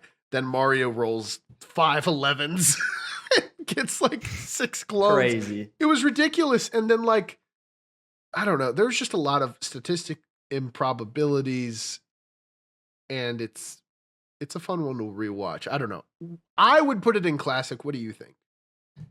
Yeah, I think Gus, after talking about it, remembering, I completely forgot about the apocalypse starting turn 1. Wild. After talking through it and remembering, it was a little bit ago, and remembering it, I think also it's been the classic. Remembering all those little details. Attack of the Clones. Attack the Clones, especially if you're rewatching it and you know like what Gus is saying, like they're all getting on that call together. Like everyone is actually like, really Freaking worried out. Llama's taking the spot. I think if you understand like the situation, I think you have to put it in classic. I think I have to agree with you. I think that goes in classic. And I do think game one goes on cool. I have to agree with you after talking about them. Yeah. Yeah. And you know, JD, I think I'm supposed to explain this upcoming game that I low key don't remember. I think I was GMing this game. I don't remember You it were a GMing. lot. Like playoff game number 3. Let's set the stage. Caleb Ward returns in the playoffs for his 3rd game. Needs a playoff win here. Jolie Poley plays, Slushy plays, and Calbress plays. Slushy ends up getting the victory over his rival, Caleb Ward, over Jolie Poley, who had 6 kills, which was very impressive. Not only for a game, but for a game that, you know, we've talked about how hard it is when you take the GM of the game away from his team. To see how, like, Jolie Poley still performed well, even in my absence, was awesome. And I think Ian was helping him. I think Isaac, Piano Man, was helping him. And so that was awesome to see. But do you maybe want to take us through this game? Because I don't remember much. Yeah, I remember. I think I remember a little more. Yeah, so basically, this game was also very interesting. I know Kyle Black Santa.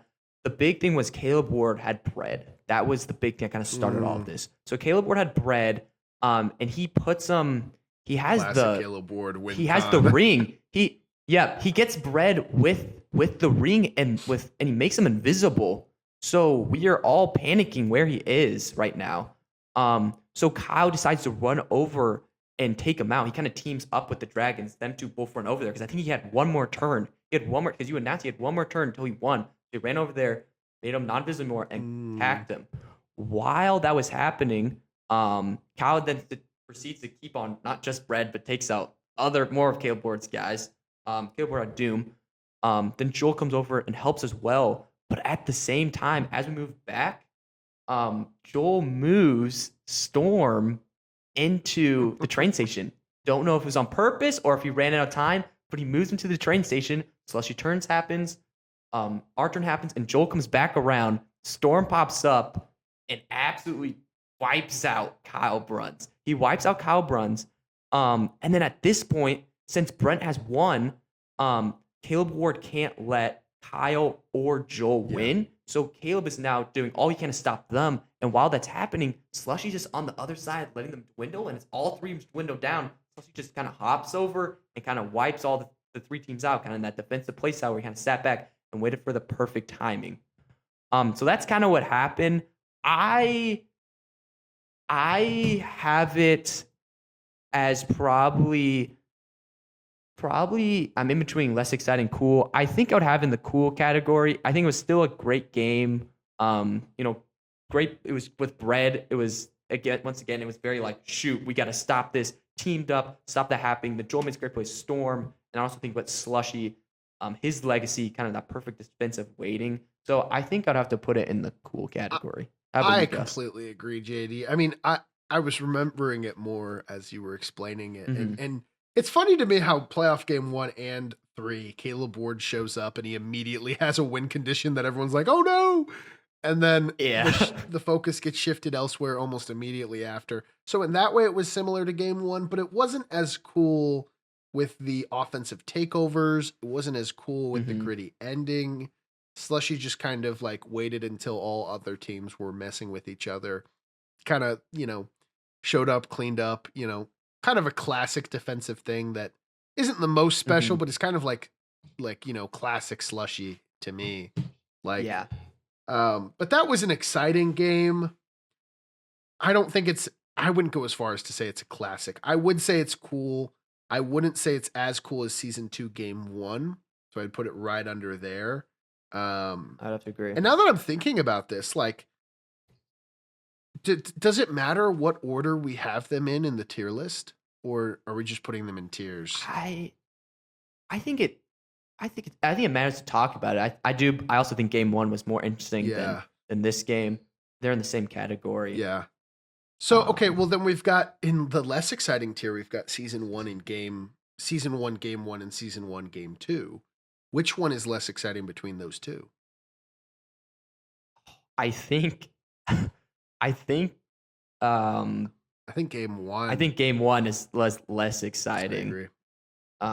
It didn't meet the expectations, and game two was still interesting with Luke and And then our Johnny. classics is season one, game three, season one, game four, and season two, game two. I think for me it goes season one, game three, season two, game two, and then season one, game four. You agree? What was the third one? Season one, game four. Oh, yeah, I would also agree with your rankings. Okay. So now that we've got we're on the that same page. hashed out, We're on the which, same page. because yeah. of post editing, you guys have probably seen that already. So that was maybe useless. Yeah. But yeah, no, I think I agree with this so far. As we progress then to season two, game four of the playoffs, where we saw me against Dr. Luke, Goober, and Jeff. Honestly, JD, this one isn't very exciting because it was a game four. The cuties haven't won a game, and who shows They have up? to win. Dr. Luke. Oh, big whoop. Which Yeah. nobody wanted Dr. Luke to win because, well, okay, nobody wanted Dr. Luke to win because we didn't want to see someone go 4-0, but everyone wanted him to win because the chip is over if he doesn't. So he just took perfect advantage of that situation. 9 kills, 700 damage. Nobody even really wanted to mess with him. It was me, Goober, and Jeff. I got wiped out by Jeff very quickly.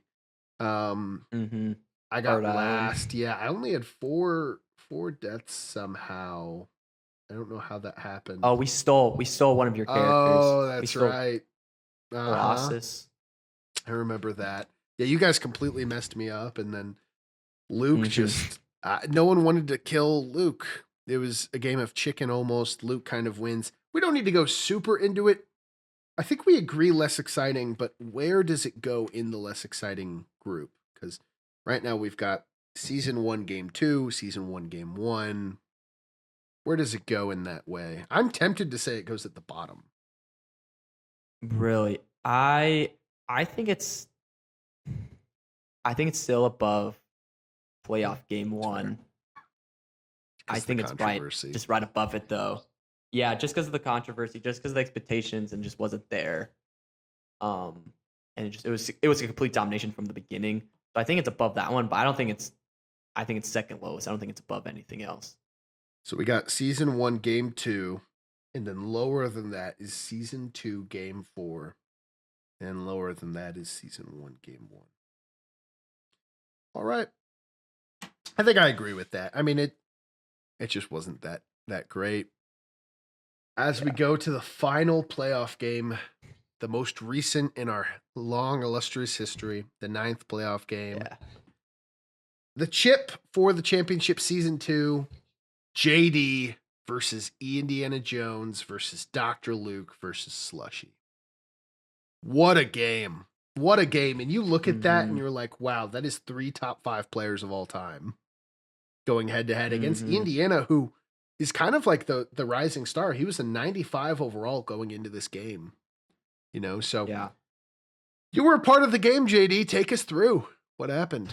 Man, oof, so much happened, Yeah, Gus. I mean, know. Let's start off. I think off the beginning, I took the lead very fast. If you haven't watched the game, I had Piccolo. Piccolo had been in the game previously, but he was very, very quickly wiped out by myself, actually. So we didn't get to see too much of him. But if you haven't watched the game, I quickly put him in X-Mansion, got him to double the ability awards, and which means every damage he does, he gets 2 health. I end up getting that card up to, I think, over 900 health. I also had the Mystic Elevator, and I also had Bird Island with Tim Duncan. I also had the Genie Lamp that was working. So I had so much, and everyone, I'm going to assume everyone was pretty scared of that. I was kind of teamed up with Ian. He even got a little bit scared of how much I was building. He kind of ran at me. He hit me, went back. So there was a lot going on. Luke, also, we have talked about, no, at this point, no one wanted Luke to win. He had just won his 4th game. No one wanted to see him win. First of all, his 5th game, and second, the Cuties win another Legacy Cup. His spawn was not good at all. He was stuck over there. So there was really much he could do. Slushy was over there. He was item farming. He had Minecraft Village. We didn't really know too much what he was doing. He had Darth Vader, but he was cooking something up. But as that was happening, Apocalypse starts, Cthulhu's flipped, and I'm starting to realize I gotta run around and start killing people.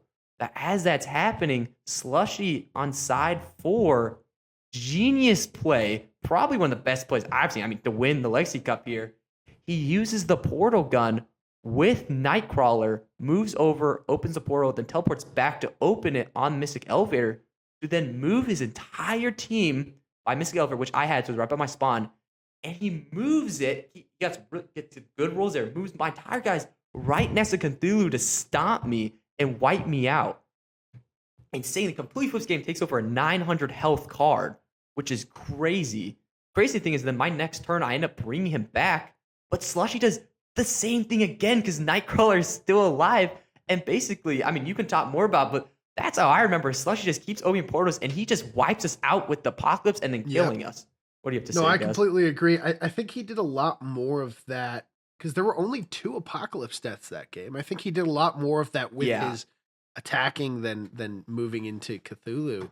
But I mean, being in Spawn 4 with Cthulhu, it really helps. And Slushy took supreme advantage of that. I remember there was a point where it was like the dragons were kind of biased in like, okay, if we don't win, we want the llamas to win. And that wasn't like reflected in what we did. Because I remember Ian being like, I'm just going to go attack the llamas, and us being like, no, wait. And I remember like there being a second where it's like, okay, we can stop attacking each other. We just need to like, or we're both going to lose. And we just put each other in a bad spot. Luke, nobody wanted him to win. He was in the corner. Wow. I think we actually wiped him out for the most part. You and us together. We hit a little team up. Yeah. So we started fighting the dragons in the Indiana and JD started fighting, but then they were like, we've got bigger enemies. We got bigger fish to fry. Let's go get Luke.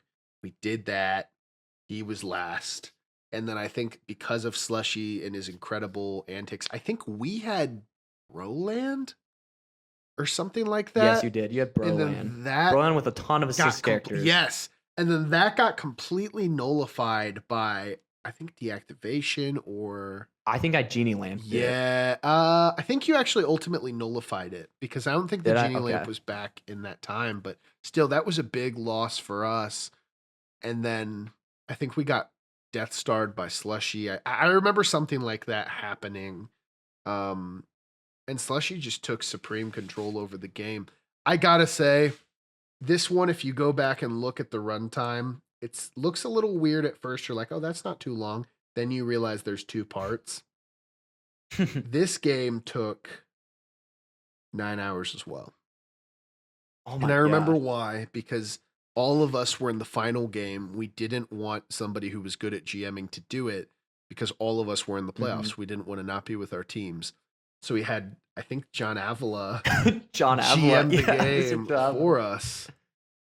And that is a historical moment there, Mr. Java on the Jets doing that. So thank you, Mr. Java. We really appreciate it. But thank you. Thank you. That game is a tough watch because of that. Nobody wanted to lose. I mean, it was a 9-hour game. In the future, I'm interested to see under the new rules if games are going to physically be that long. I think no. I don't think a game's going to be 9 hours again. Like I don't. I just think we run it so much faster now. Like I'm going through this game 2 hours into the stream, we're on turn 3. Like 4 hours into the game, we're turn 5. like jeez, you know what I mean? And now in the modern day, like we go through it so fast. So I don't think a game will be like that craziness again. I don't think it'll be that long again. But regardless, like when we're talking about this game, I do think it's exciting. I think that the stakes alone make it so high. But I don't know. Like I'm torn. Where would you put it? Here's the thing. I know it's really long, but like we put game one, the game Yeah. four because of its Yeah. stakes. I think this is also a classic. I think it might be a little bit lower, but just because of the we saw such like big rise by me, hmm and then we just saw a big switch by Sludgy. I think just the stakes of that game, all like some of the you said like some of the best players in that game, some of the best plays. I think it was just. I mean, obviously, I was part of it. I mean, I lost, and I still think it was like one of the best games. Just like being a part of it, like you Yeah. could feel like the tension, the what everyone was trying to play it perfectly, and Slushy ended up just like taking out a 900 health card. You guys had like 5 assist characters. Yeah. Like it was like everyone had built up so much other than Luke, but it's because everyone was just going after him. So I personally think it's in the classic How category. did we get 9 assist characters? How did we do that? You had the Smosh brothers. Is that a card? Oh, yeah, Smosh. And they have an ability where they Yeah. can get unlimited. Yeah. Ian's mom. Yep. I think one of them was Ian's mom. One of them was the Pokemon guy. The Pokemon guy can get infinite. But Ian's mom was like a third character in and of itself. But no, I agree, JD. So let's go over this one more time, and this for those listening, you guys have an aid. At the top, we have season 1, game 3, most instant classic game. Then we have season 2, game 2, season 2, game 5, season 1, game 4, in that order Mhm. for classic. Do we agree? Yeah. Then cool. These are the 2 cool Mm-hmm. games that are just cool. Season 2, game 1, and season 2, game 3. They're cool, but they're not classic. Then we've got the less exciting games. Season 1, game 2, season 2, game 4, and at the bottom, season 1, game 1, which I think makes sense. This Mhm. is our tier list. And so, I mean, before we conclude on the topic, any thoughts, JD?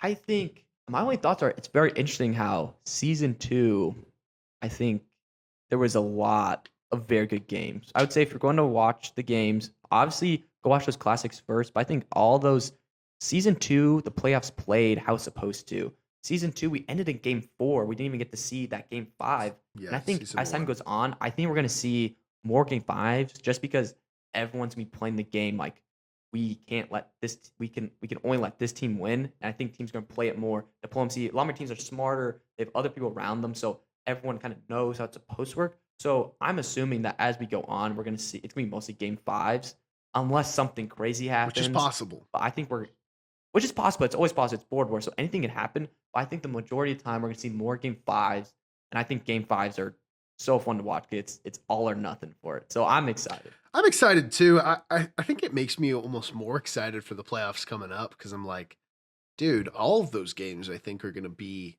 on the top. Like we've gotten the way the game has evolved, it's gotten so much more efficient. It's gotten so much more, I don't know, diplomatically exciting. Like with the new rules, dude, I'm pumped for this new playoffs. That's true. It's going to be sick, and I think they're all going to be fun. I also think you can really see the evidence of season 2 being more like solid than season 1. Top to bottom, really, just on average, rated so much higher. And I think that's going to continue at season 3. I think we're going to take another step towards that. It really just gets me excited for season 3.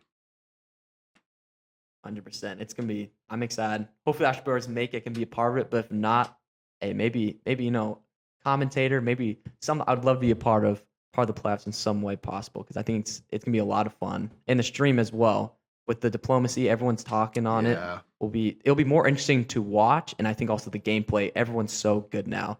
I think in both diplomacy and game style, it's just gonna be so much fun. It's going to be one for the record books for sure. Now, for our next segment, JD, we have, of course, the exciting game coming up here that we're about to set up here. Yeah. The divisional game for the Sun Division, and there's a lot at stake here for these teams. Yes, there is. Obviously, we saw how much this divisional win impacted the Ruby Raptors last week in the Moon Division, and this is going to have some pretty big impact here. as the people we have playing are D Tercios, fresh off the suspension. Yep. You know, Excited to see him. ready to stretch the legs a little bit, which is super exciting.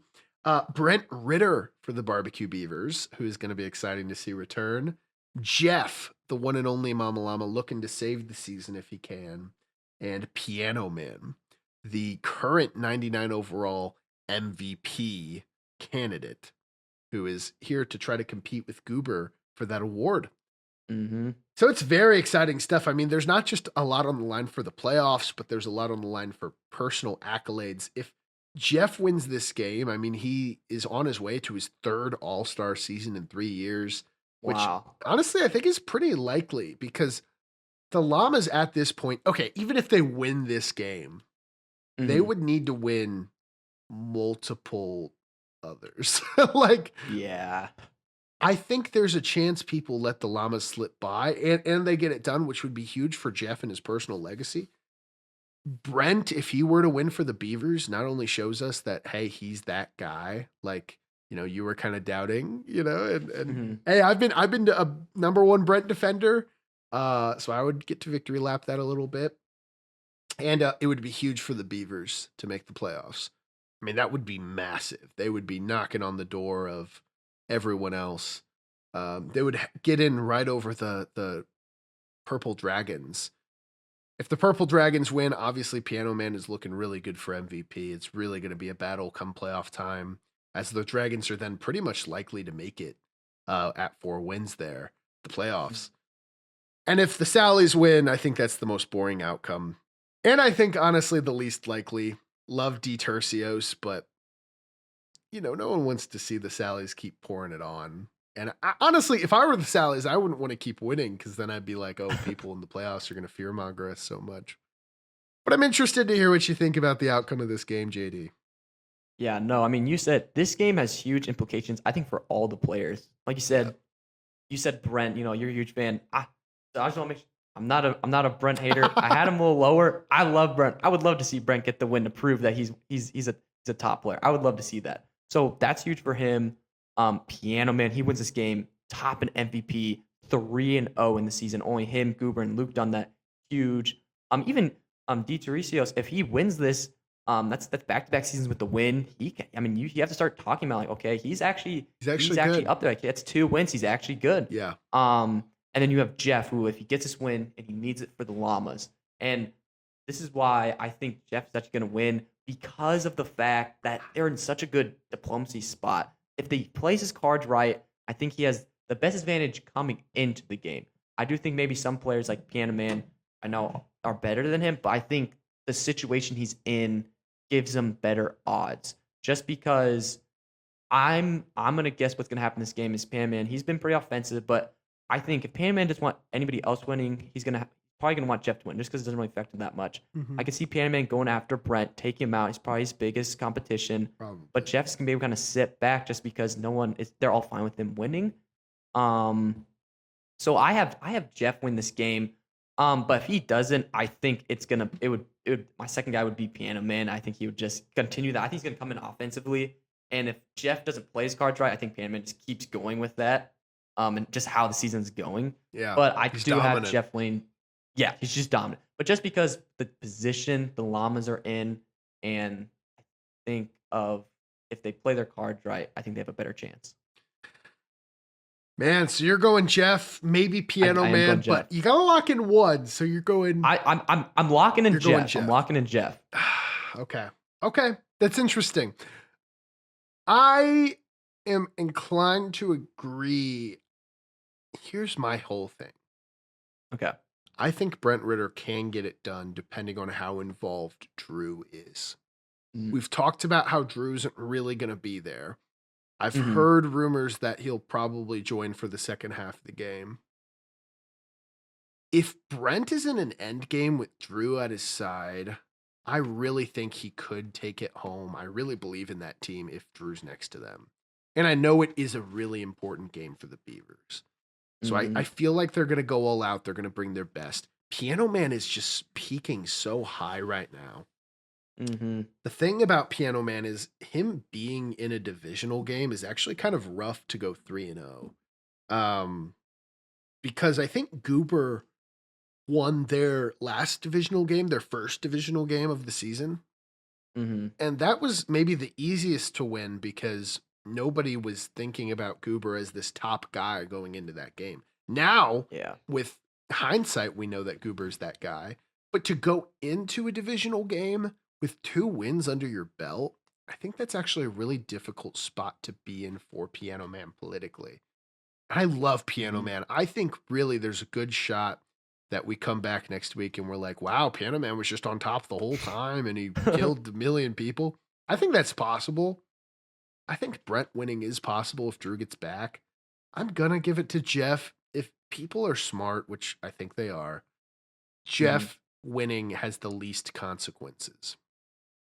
And like Dan, I guess you could say, I feel like he has more consequences for Dan to win if you're the Salamanders, because again, you don't want that many wins, ideally.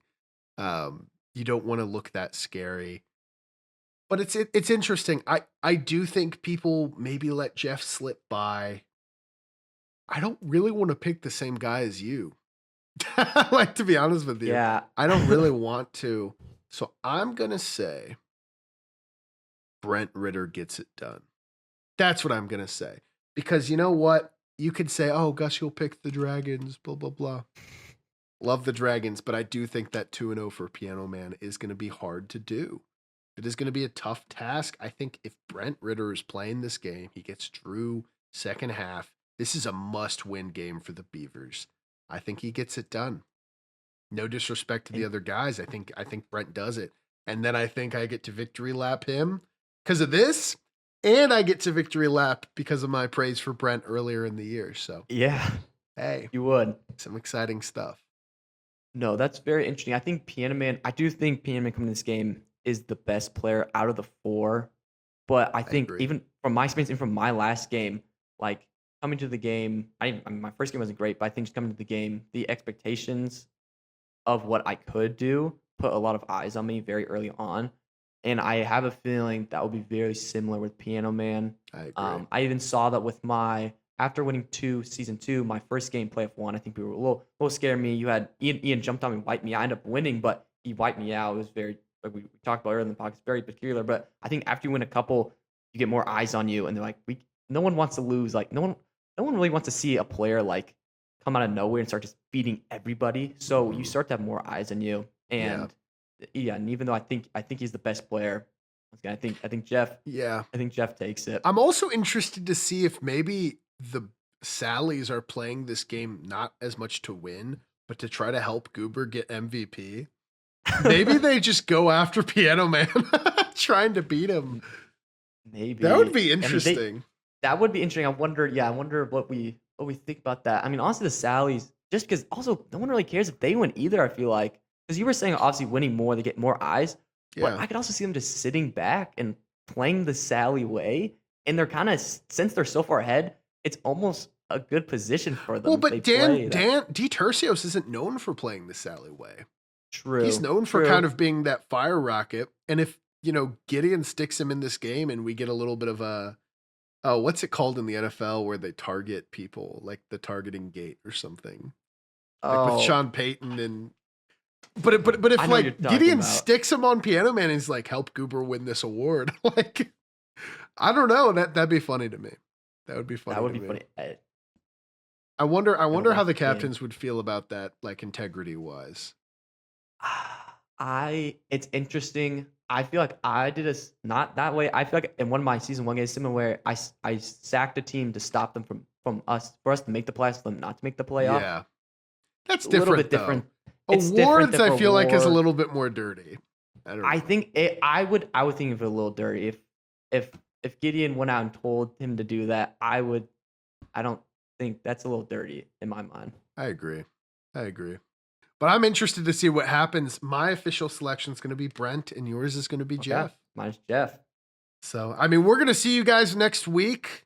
We're on a 3-week streak right now. It's been exciting to see like how you guys have appreciated watching the podcast. I've heard great things and your comments down below. Comment down below what you want us to cover in future weeks. We're always open to suggestions of what you guys would want to see. And as always, JD, you get the last word. Oh, I get the last word. Gus, I feel like, here's the thing. I got the last word last episode. Yeah. So I feel like you should have the last word, Gus. JD, I don't think I've ever had the last word before. Really? I don't even know what I would say. You know what? I'm gonna make something up. Thank you all for watching. We'll see you next week.